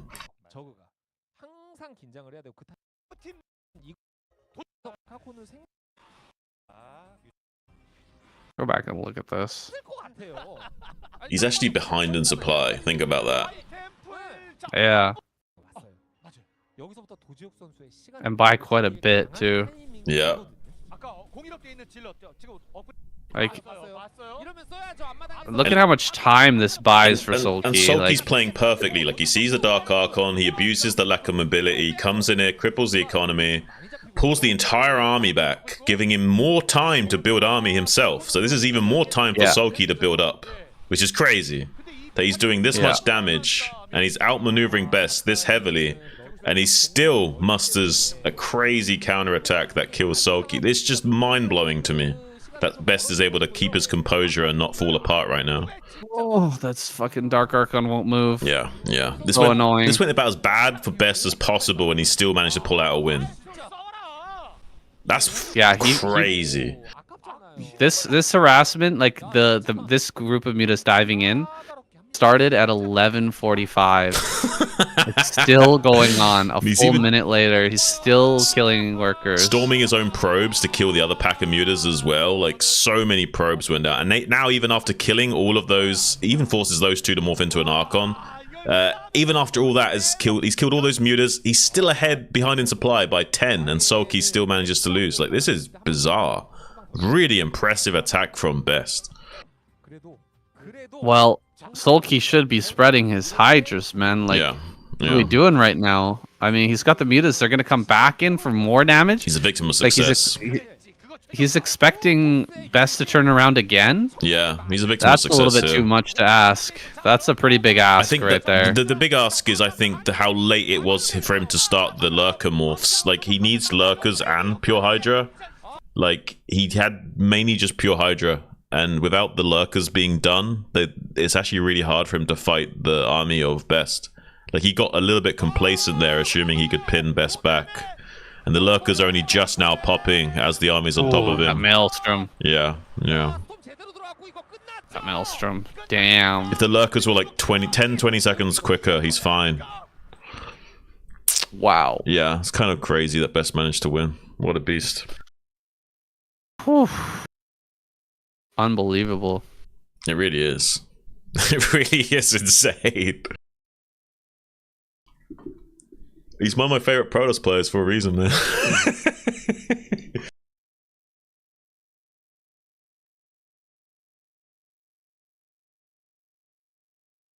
All right. Imagine a Best versus Sulky ASL finals. Ooh. Let's go. 1승 1패. 진짜 게임 재밌어졌죠. 이게 제가 말씀드렸잖아요. 저그가 지난 작년에 3번 우승했다 그랬잖아요.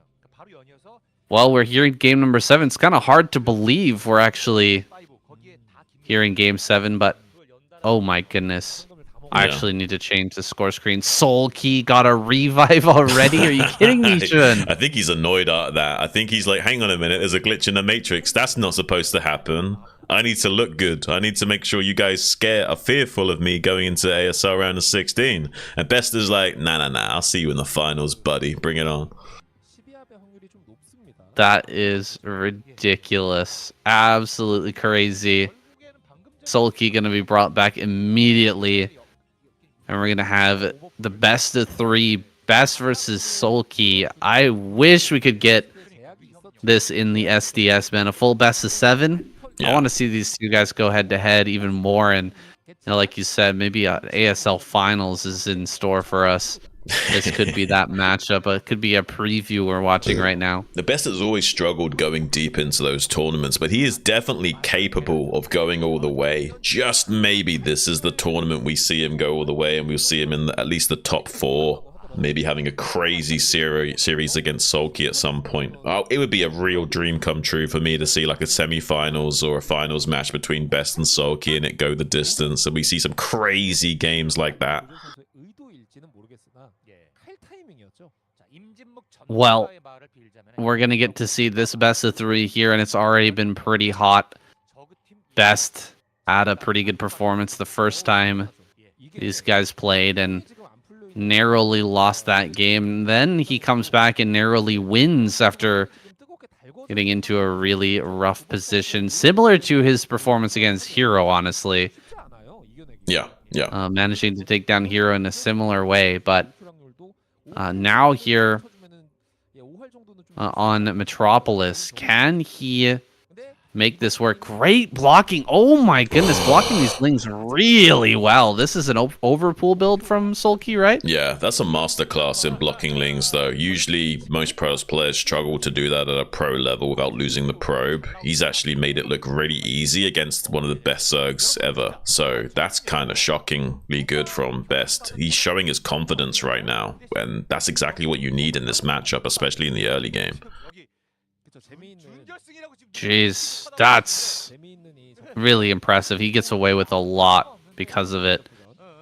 Gonna get that Nexus down super quick, and didn't even have to build a second cannon or anything like that. Hardly pulled any probes, just like 1 or 2 probes there brought to the front. Handles this early game Ling threat, and he's still got the probe over here as well. Doesn't seem like Sulky knows about that, and so he's going to get a full scout of the main. Dude, Bass is looking so good once again. He's going to wait as well. He won't like scout now when it could be a Hydro Den. He'll scout like in a few seconds when it's guaranteed that the lair has actually started or not. Like he'll check in about 10-ish seconds to see what's going on. About 4-ish minutes. Dude, Sulky is going to jump in his chair when he sees this probe come in. He's gonna be so mind-gamed, man. He's gonna be like, oh my god, what is happening? I'm kind of excited, and even as a Zerg fan, I'm like kind of rooting for Best here, it has to be said. I want to see this series continue, guys. If Best goes down, Zerg gonna move on to the finals, but maybe Best can take us to a longer series. Still Jaedong and Queen waiting in the wings, and I'd love to see those matchups as well. It's just hard to imagine Best able to take down Sulky in a best of 3, the best Zerg player in the entire world. And what seems like the top of his game as well. That's pretty impressive. And it's a big deal that Sulky doesn't let this happen. Like, you don't want these other guys to feel more confident against you. Like, he wants to maintain the sense of gravitas. And sorry, go on. Double Stargate play? Are you kidding me right now? It's kind of wild. And who knows? This actually might line up really well with Sulky's plan in this game. I actually think it's quite likely that Sulky will try and go for a normal free base Spire setup, and this might just work against that. Like I don't know if this is a mistake at all from Best. I think this actually is going to be really good. It feels so rare that we see this two Stargate play end up working out. We'll give it the benefit of the doubt. That's too big of a hole. Lings slide by into the main. He's going to get the full information. You might as well cancel this Stargate right now. Oh, that's pretty brutal. brutal. There it is. He sees it. That's pretty brutal. Oh, it's so brutal. Yeah, he has got a cannon started in the main base, so hopefully he'll at least deal with that Ling threat pretty cost efficiently. He's got a few seconds until that cannon finishes warping in. It's actually not the worst case scenario, but it's pretty bad. Like, it's pretty bad that he's taking any damage and he's getting the second Stargate figured out right away. Like, if Sulky doesn't see the second Stargate, he might be blindsided by the extra Corsair count and suddenly just completely overwhelmed by them. Now he can map things out a lot more efficiently And it's a little bit of a wasted investment from Best, who probably won't make as many of those Corsairs as he would originally. We'll have to optimize and adjust his own build now. Yeah, he's gonna kind of mix it up, not build some, and then go back into building Corsairs again. He's getting some supply blocks going for Sulky now. He's actually blocking him pretty well. Oh, but he's gonna lose a Corsair here. Dude, that is a little bit unfortunate. Yeah.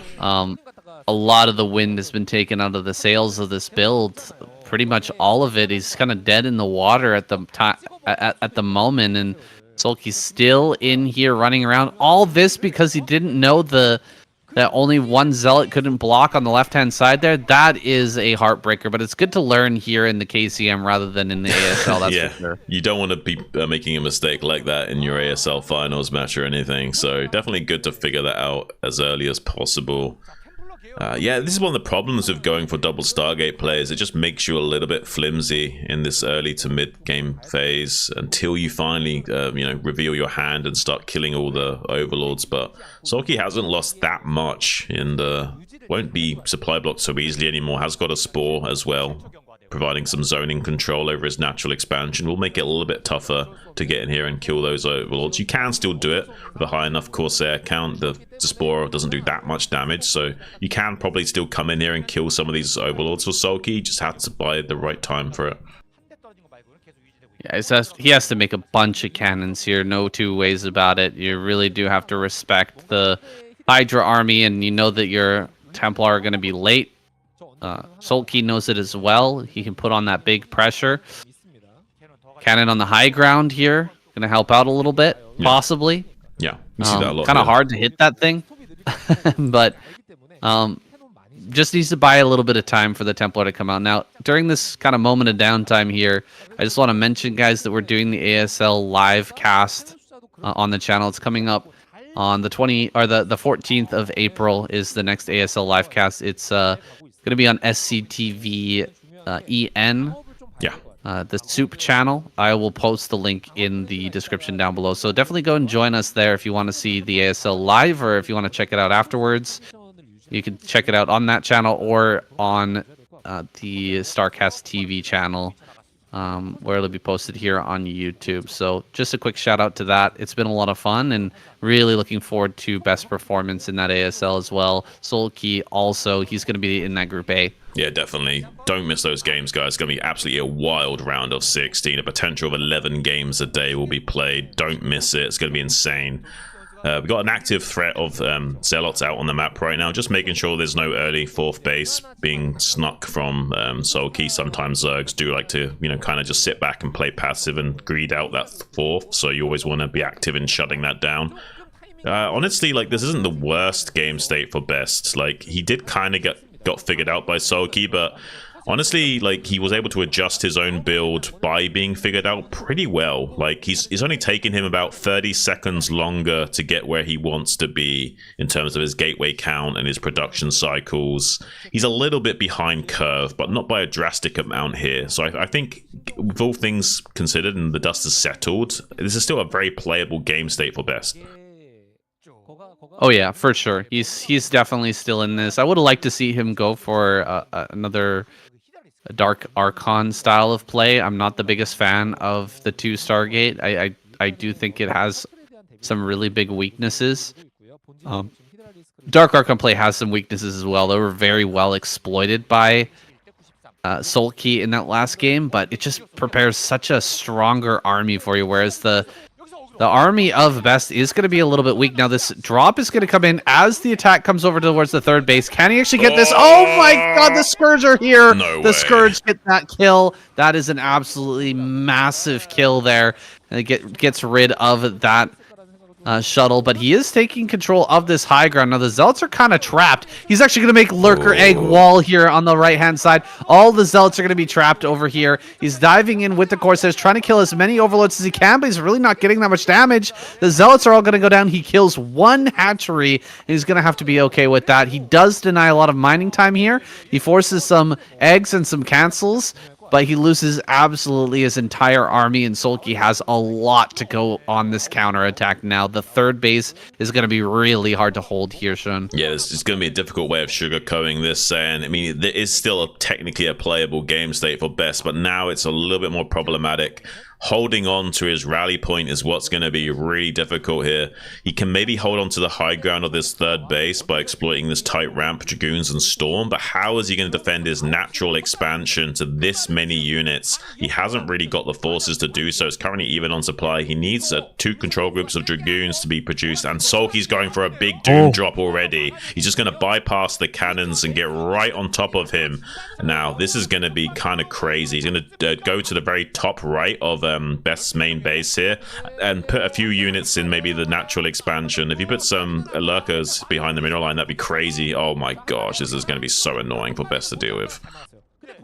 Yeah, Best is going to get rid of that first lurker pretty well. He is going to go ahead and gun down that secondary lurker as well. So he's gotten rid of that main threat. Lurkers are going to head into this main base. They are actually out of range of most of the probes for the time being. So far, a pretty decent hold overall from Best, but it looks like Hydras are engaging the Dragoons over at the third base. Another great storm here. Dude, Best is handling this insanely well, considering the situation. Yeah. What is he actually going to end up losing? Maybe the Stargate? That's it? He Maybe already the has core. a Stargate. Yeah, this is pretty good so far, and it was a really good attempt from Sulky because he was body blocking the ramp with the probes because he drilled away from the lurker drop in the natural as well. So Sulky's 1-2 punch did kind of work, but not getting the damage it needs. Doing a follow-on drop in the natural expansion now does make it a little bit more annoying for Best, but he's doing a good job of weathering the storm. He hasn't lost too much to the attacks of Sulky, and Sulky has lost a lot of his infantry to, you know, try and do something here, and he hasn't even killed the cybernetics core actually. So yeah, all things considered, this attack hasn't gone Sulky's way, and now Best is looking pretty good in this game. I'm gonna be blown away if Best somehow wins this as well. I'm gonna want to do a backflip off my wall and probably hurt myself. More drops coming in. Is that really what's on the menu here for Sulky? He does kill both the Corsairs, which is quite big. Another lurker drop here. He's trying to keep it scrappy as possible because he knows he's kind of behind in this game now. For sure, he is in a bad spot. He's sitting here on 3 bases against a 3-base Protoss, and his drop play just has not worked. He's not really developed into a more late game centric, late game focused play. Looks like this final lurker is going to be killed. Another drop into the main base is going to pull some more units here. He's done a great job of dealing with the fires that Sulky has lit for him.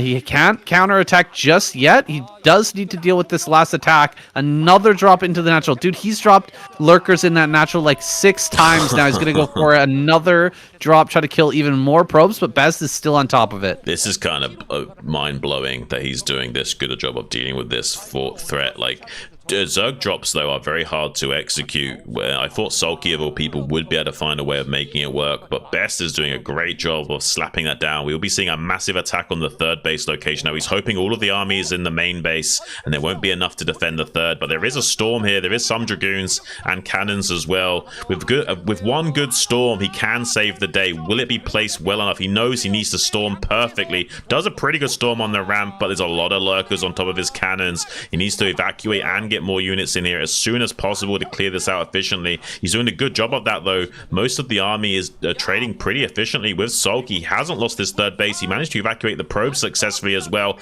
Best is playing out of his mind today. I'm kind of blown away. Another attack coming in the main base, though. He probably will be able to get some of these tech buildings at long last. The gas and the core probably going down. Gas in the core, I mean, it's pretty decent. It is going to slow things down a little bit, but more Zealots will come forward. Oh, a DT comes into the third. This is what Best needed. Some sort of counterattack. What? Sulky pays attention to that. He sees it. He somehow pulls everything back. He is going to be able to save most of the drones there, but he loses the drone down in bottom right. He still hasn't taken a 4th base. He's sitting here on par with the Protoss player. Dude, Best is crushing right now. If he would have gotten all the kills at that base down at bottom center, the game would have been over. Soulkey is still alive here for now, but he is in a really rough position after all these drops have failed. It's just kind of mind-boggling, the game state we have ourselves right now. The fact that it's 3 base versus 3 base and Soulkey's attempts have been like this much slapped down by Best is kind of unheard of. We'll be eventually killing this DT. So no more active threat out on the map for Best to work with, but maybe he's done enough here. I mean, I don't know. Best is looking pretty strong. He's 30 supply ahead. He just needs to make sure he doesn't take any more critical damage back at home. He's got more and more lurker drops to worry about. With one good storm and one tiny tickle of damage on that lurker is enough to kill it after being stormed. It's 110 damage over 2.5 seconds, so any shot like a Zealot or a Dragoon phase disruption shot will help finish those lurkers off very efficiently with just one storm. Has done a really good job. Now he's going to slowly grow his lead maybe in this game and actually go on the attack. And once he can leverage his army against Soulkey, I don't know if Soulkey's going to have the infrastructure to keep him at bay. He's been stuck on 3 bases for so long. I don't think he will, Shun. Another potential drop being set up here for Soulkey, but an army's being left back at home with 2-3 storms ready. Best should be able to hold it off. There wasn't enough damage done. The infrastructure that was killed was completely replaceable. It was not a problem for Best to just build another Cybernetics core. It's not a super necessary building. This is not a Templar Archives or anything like that. The second Stargate was killed as well. Here we go, running forward now, starting to take these fights. Dragoon numbers not looking that great, but the number of Templar that are mixed in here is quite scary, and the Zealots are starting to pour forward as well. Going to come up here and just block these Hydras from getting this counterattack going here on the high ground. Best still responding to threats and putting out fires, but he's going to be ready to go on a counterattack here soon. Yeah, I mean, this DT hitting the 4th base is going to be super annoying for Soulkey. He has to turn around at least some of his army to deal with that, which means less active threats out on the map for Best to worry about, which will be an even bigger trigger for him to attack. Soulkey is desperate to keep Best on the defensive here by any means necessary. He will actually be able to stop this DT from killing the hatchery, just barely. But I don't know, this might be a bad move from Soulkey. He pulled quite a lot of his units back to deal with that Dark Templar. Now Best can come out onto the map and feel much more comfortable. It's going to be very difficult to keep doing any more drop play for Soulkey. Best has left a small contingency of forces up there to deal with that threat in case it does come in. This is kind of a wild game we're seeing from Best. Like, I mean, I really do want him to win, and I'm kind of like speechless that we might actually be seeing that. He's currently ahead in supply by almost 50. If he does get down here and kill this 4th base, Soulkey's in trouble. He knows it. He's desperate to fight this army of Best and get on top of these High Templars. Look at how many High Templars there are. There's 9 High Templars. So much Psionic Storm is blanketing the forces of Soulkey, who's currently falling apart at the seams. There's even a drone transfer that's coming in. That's not long for this world, saying this is a crazy game we have. He's trying to get a big flank on this army from the north and west, but I'm not sure this is going to be enough. There's just so much Psionic Storm. He's going to kill all of the actual fighting units of the Dragoons, but he's lost most of his Hydras in doing so, and now the reinforcements of Best will be too much to handle, I think. Well, he needs to defend these Archons. If he can keep the Archons alive and not lose them just for free here, yeah, he will allow the Archons to at least morph out. They don't do very well against the Hydras, but they are going to deal a little damage and buy a little time. Would have been nice to keep those alive for the remainder of the army to come up and kind of support, but here is that army now. It's arrived. Dragoons and Zealots fighting as Templar lag a little bit behind. He's going to lose a few Dragoons here before the full fight takes place. But now that the Templar are here, he can push down in towards that bottom right. He's going to be able to deny this 4th base, most likely. And he's scrambling to get down here with something to stop this. But that is just way too many Dragoons. Best has really hit his macro stride here on 3 bases. He just cannot be denied. My mouth is hanging open at what we're seeing right now. I mean, there's still J-Dog and Queen waiting in the wings, but I'm just happy about how well Best is playing right now. Good trades from Soulkey, picking off some of these straggler High Templars, but he's getting really boxed in and outmaneuvered by Best in many metrics right now. kind of speechless performance from this Protoss. Definitely my favorite Protoss players at this present time, and has been one of my favorite Protoss players for quite a long time. Would love to see him play better and better. Well, Solkey is still fighting it out. He's at 68 supply, though, struggling mightily to block this army. And GG! There it is. Best takes it home for the Protoss. Keeps their light alive here in this tournament. Be right back. I gotta go do a backflip. Crazy performance, man.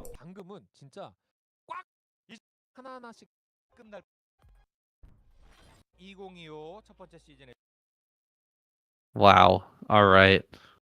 Solkey is done. He's out. It's mind-boggling that Best is beating Solkey or any Zergs in that fashion. Like, most Protoss players can't get wins like that. It's really bizarre how he seems to be able to do it, and the other Protosses can't. Yeah, I mean, he got the full experience that game, you know. Solkey playing like ultimate task switching. Like, I'm gonna test your skill. Yeah, I'm gonna drop you all over the place. You know, 5 different attacks coming in from different angles, and a counter attack, and like an attack into your third, and an attack into your natural.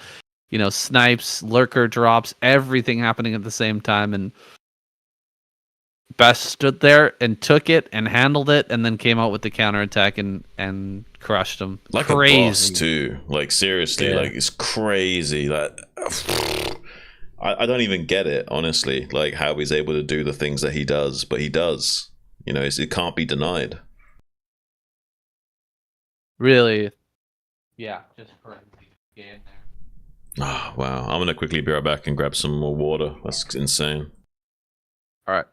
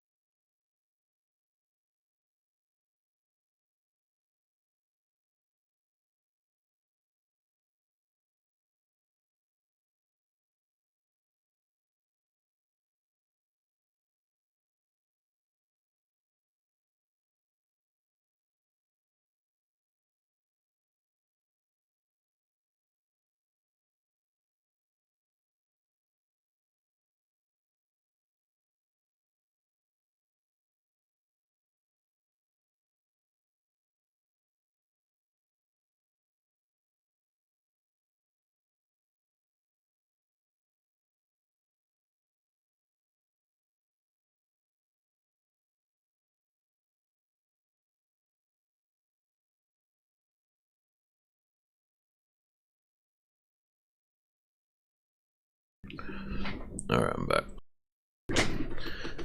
Paul, in regards to the revives for semi-finals and finals, both players have a revive. They can use it at any time. So if you die right away, the first player is Solkey, he dies, they can revive him right away. Or they can wait until the whole squad is dead and then revive him. But basically, both players get a revive that they can use whenever they want, and they're forced to use it if all players are dead.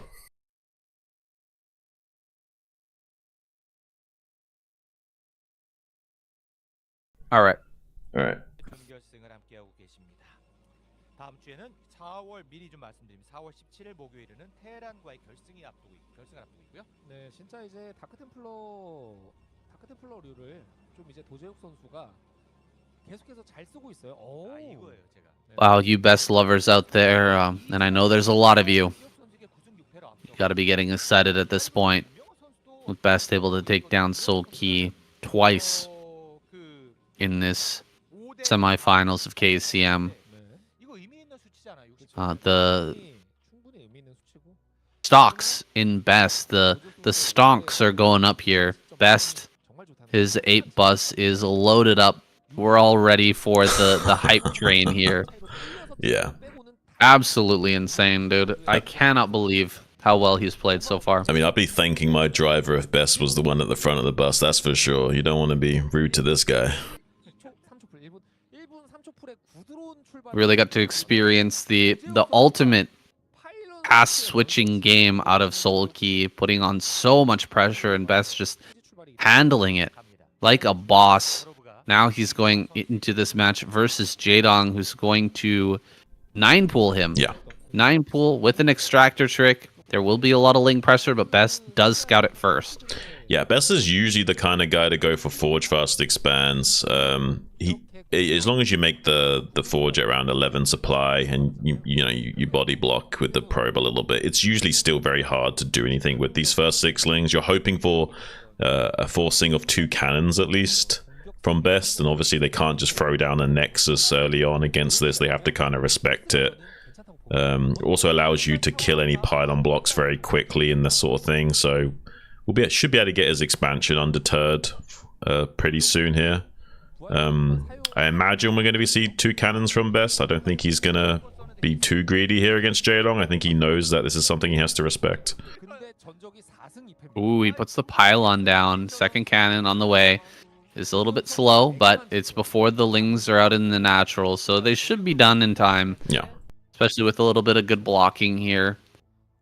Does force the hatchery over there at the 3rd base, and so things are a little off kilter here for Jaedong. He's even going to send the lings back now, realizing that the double cannon is going to finish in time, and he'd much rather just get rid of this probe, but a lot of lings were made, man. This 9-pool has not worked out well for Jaedong at all. He's going to have a bit of a rough position to try and play his way out of.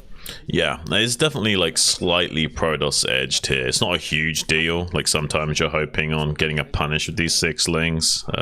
As it stands though, Best is probably feeling pretty happy about this. Keeping the probe scout alive this long is pretty good as well. Seeing exactly when that gas was taken, you can map out the range of build choices from Jaedong a little bit better, knowing exactly when the gas was taken. You just have to subtract the gas build time and then add on, 100 gas per drone per minute to calculate exactly what resources will be available to Jaedong at what time. Oh my goodness, this is a lot more lings, Shun. Yeah, it is. There's even That's one a behind lot the more mineral lings. slit. There's one more behind the mineral line that you forgot about. Well, that's a little bit rough, not having that in the army. He's going to do some sort of run by. Yeah. With 2 cannons, this is generally accepted as just not a good idea. We don't have speed. I think he just started it. Just I think now. he just mined enough for speed. And so he started that upgrade. Best not going to have any probes in the wall, it seems like. So this is still a real threat, but with the Zealot out, okay, he's going to come out, poke a little bit. He sees the lings. If he just comes back and sits in the wall, it's going to be so hard for this to actually work. Best should figure this out based on the Overlord positioning. Like the way Jaedong's positioning his Overlords makes it seem like he wants to bust. So he should be thinking defensively based on the Overlords of Jaedong right now. He should not necessarily that it's a Ling Flood, but that it might be a potential Hydra bust here. The problem is that if he does assume a Hydra bust, he won't be prepared to deal with the timing of this Ling speed. It's a lot faster than the Hydra bust would be coming in. Now he's sending out the 2 scouting zealots to see if it's an actual Hydra bust or not, and that's just what Jaedong wants. He's going to wrap around the back and Ling Flood right as Ling speed starts to kick in a few moments here. Oh no, this is really rough for Best. He's going to get completely blindsided by this. The probe pool won't be good enough, unfortunately, and there's going to be just way too many Zerglings streaming across the map for him to stabilize now. This is going to be Best being knocked out, unfortunately. GG finally called. It's just such a hard build order to scout unless you're constantly sending out additional probes. Oh, that's a tough way to go down. Unfortunately, Best gets eliminated, and Jaedong takes this one home with a Ling all in. We've seen him do this similar play a lot, actually. Yeah. He's been pulling this out quite a bit, and he's going to start to get a name for himself, honestly. Well, that might be actually good for his ASL run. Right. Maybe, you know, the Protoss are going to play a little bit safer. They're going to not cut as many corners and be careful with their zealots, not moving out like that with Best, just sending them across the map, thinking that he might want to get some information, maybe like look and see if there's a Hydra bus coming or something like that. You can't pull moves like that if you know that your opponent is really into making Ling bus happen, right? If Yeah, he's, yeah. or maybe you have to pull probes and have them in the wall when you move out with your zealots, right? Like you have to do something extra, and that might be something that Jadon can take advantage of in the coming ASL. So that's it, guys. Oh, Crazy. that's how we're gonna end. Crazy after all that. I'm just happy with Best's performance. I was actually thinking to myself when he was beating Sulky that I don't even care if they're probably going to lose still, the Protoss squad. I'm just really happy with how well Best performed today. He made all the other Protoss players look like clowns, and he showed up in true guerrilla fashion and showed them what a real ape looks like, Sam. Oh, he absolutely did, Shun. These Protosses are going to be hanging their heads in shame after Best shows them what's up. Taking down Hero and Sulky twice Yeah. is just such an achievement, guys. This is some next level Starcraft that we're getting to watch. The back and forth between those two players, it really teased them up for a upcoming collision in the ASL. And so, spoiler alert, guys, before I talk about the round of 16 in ASL 19 on the 14th, that's on Monday, we're going to have Sulky, Scan, Barracks, and Light. And it'll be streamed on Soup platform live, 7 p.m. Korean Standard Time. So definitely check it out.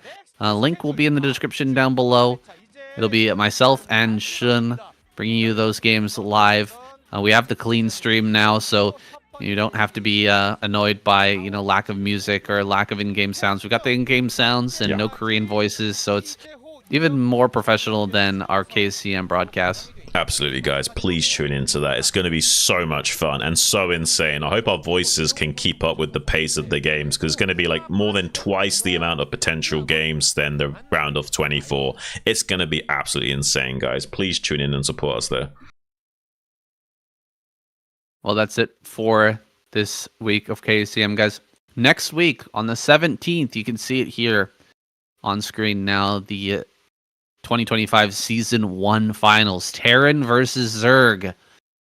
That should be a lot of fun. I hope we get a great lineup for that week as well. It'll be going on at the same time, of course, as the ASL. Just a couple of days after Group B of the round of 16. So definitely tune in for that. Also on the 17th, we're going to have SDS as well. So yeah, there's going to be a lot of crazy stuff going on. So actually, the 17th is when the games will be played in Korea, and then it'll be coming out on the 18th for you guys. So on Friday morning, I guess, it'll be coming out. So stay tuned for that. It's been a blast. Really enjoyed this series so far, and I'm looking forward to a really explosive finals, Terran versus Zerg. Yeah, I really am as well, saying thanks for tuning in, guys. Please don't miss any of that action that's coming up. It's going to be great. We're kind of spoiled for choice now with the KCM and ASL and all the other stuff we get to cast. Please tune into that, guys. We'll be seeing you in the round of 16 on Monday. Have a great day and have a great weekend. All right. Nice. Nice. Man, oh man, Best. He never lets me down. Seriously, like he's my man, my monkey. What a legend. Absolutely crushed it. A lot of people don't rate him, but I don't know why. I see greatness in him. He definitely has the potential to go deep in a tournament. It just hasn't happened yet. Yeah. People counting him out too easy. See some monkey business from him every once in a while. Like, yeah. Cheers. I got a special place in my heart for Best, that's for sure. Definitely every once in a while he He makes you question. Like, is this guy really serious? You really got what it takes. Yeah. It's crazy. Like, I don't know how you deal with that sort of play from Jaedong. I mean, we've seen that from him quite a lot recently. It's so annoying. Like, I mean, Protoss players need to think about their early game scouting more. Well, what you need to do is keep the zealots in the wall and then just scout with the Corsair. Make 2 extra cannons. No, you can't do that. You can't do that because you don't know that they could be Hydra busting you, and you need to pressure with the 2 zealots if he's Hydra busting you to force lings. Because if he doesn't make any lings and he Hydra busts you, you just die. So you have to pressure those 2 zealots, and Jaedong knows it. That's the thing. So he needs to send out a probe and the 2 zealots, and then the zealots run back and the probe slips out. That's kind of what maybe should happen, but yeah, I don't know. Like, it's hard for Protoss players to navigate that early game scouting because he needs to pressure the 2 zealots to not die to Hydra bust, but also that loses to the Ling bust. So it's like you're kind of flipping a coin. So you need to hedge your bets and send out a probe scout as well as trying to move out with the 2 zealots.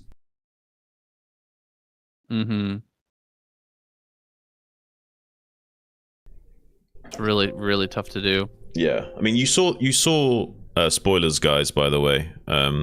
You saw Stork do that against Jaedong, where he did send out the probe scout. It's just he barely didn't react or see the lings running off to the side. Do you remember? Right. And that was the correct. That's right. That was got eliminated. That was the correct response from Stork to send out that probe scout at that time. It's just he barely didn't see the lings, and that's kind of what we sort of seen from Best. There is that like safety probe scout to make sure that wasn't going to be happening.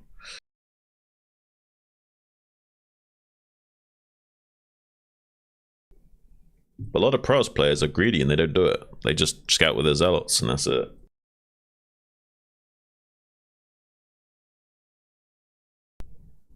If anything, the Zerg players are right to start metagaming that and punishing it, to be honest with you.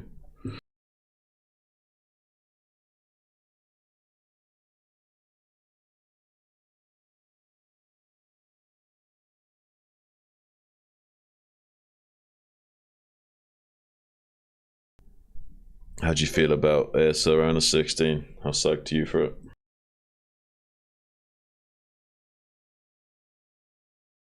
I'm stoked. I'm a bit sad that this always happens to Scan, though. He's got Soul Key first. Can you imagine? You've only just finally broken through to the round of 16 and your first opponent is Soul Key. That's how these group stages go, though. You know, you stack the groups to make it easy for you to advance as the seed, right? Yeah. But it means that round of 16 is also potentially the biggest upsets possible in the entire tournament. So you should definitely have your eyes peeled. Right. But yeah, that's going to be crazy. And it's such an easy group for Soulkey in the sense of like he just needs CVT practice. I mean, he should smash that group, but we'll see. I don't know how Scan's going to compete in TVT with Barracks and Light as well. They've been performing really well. It's a tough group for Scan.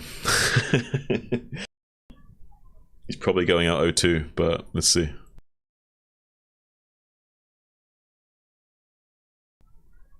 The group I'm more interested in is the Tuesday group with Sharp Speed, Jaedong, Best.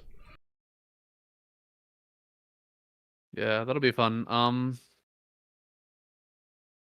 All these groups, I have a really hard time predicting anything. I feel like a lot of the predictions we made round of 24 came true, and now it's like now it's a bit more up in the air. I would say, looking at it plainly right now, it's going to be Sulky and Light or Sulky and Barracks, Speed and Best. I actually don't think that Jaedong's breaking out of that group. Probably I want to say Action, but I don't actually. I have a feeling that Action's not going to perform so good in his group. I think it's going to be Queen and Bisu coming out of that group, weirdly.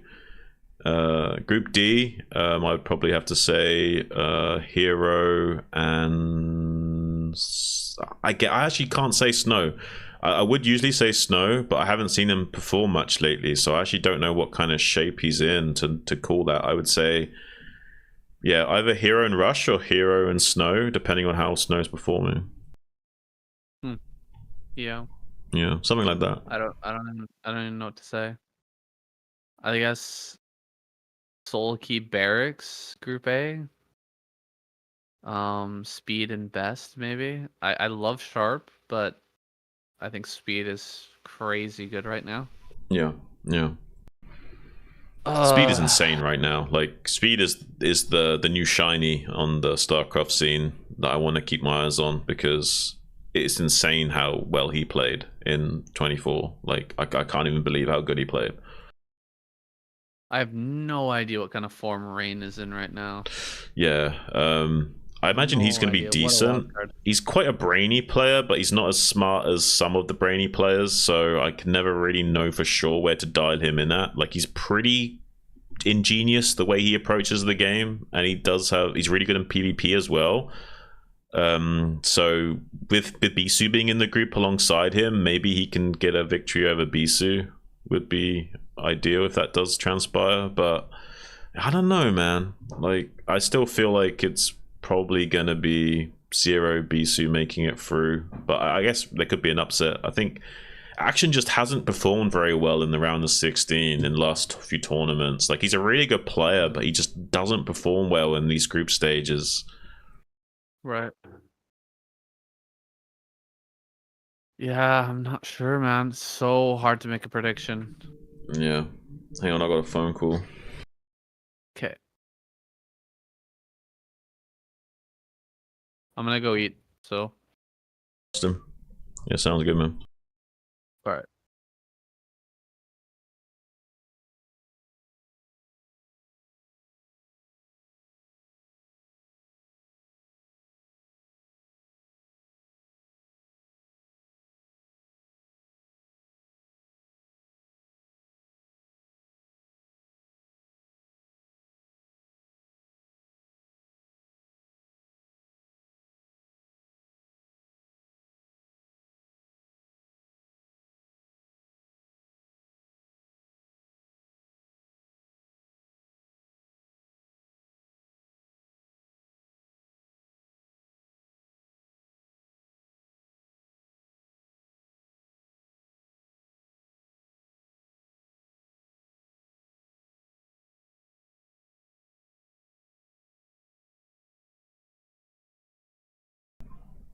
Alright, guys.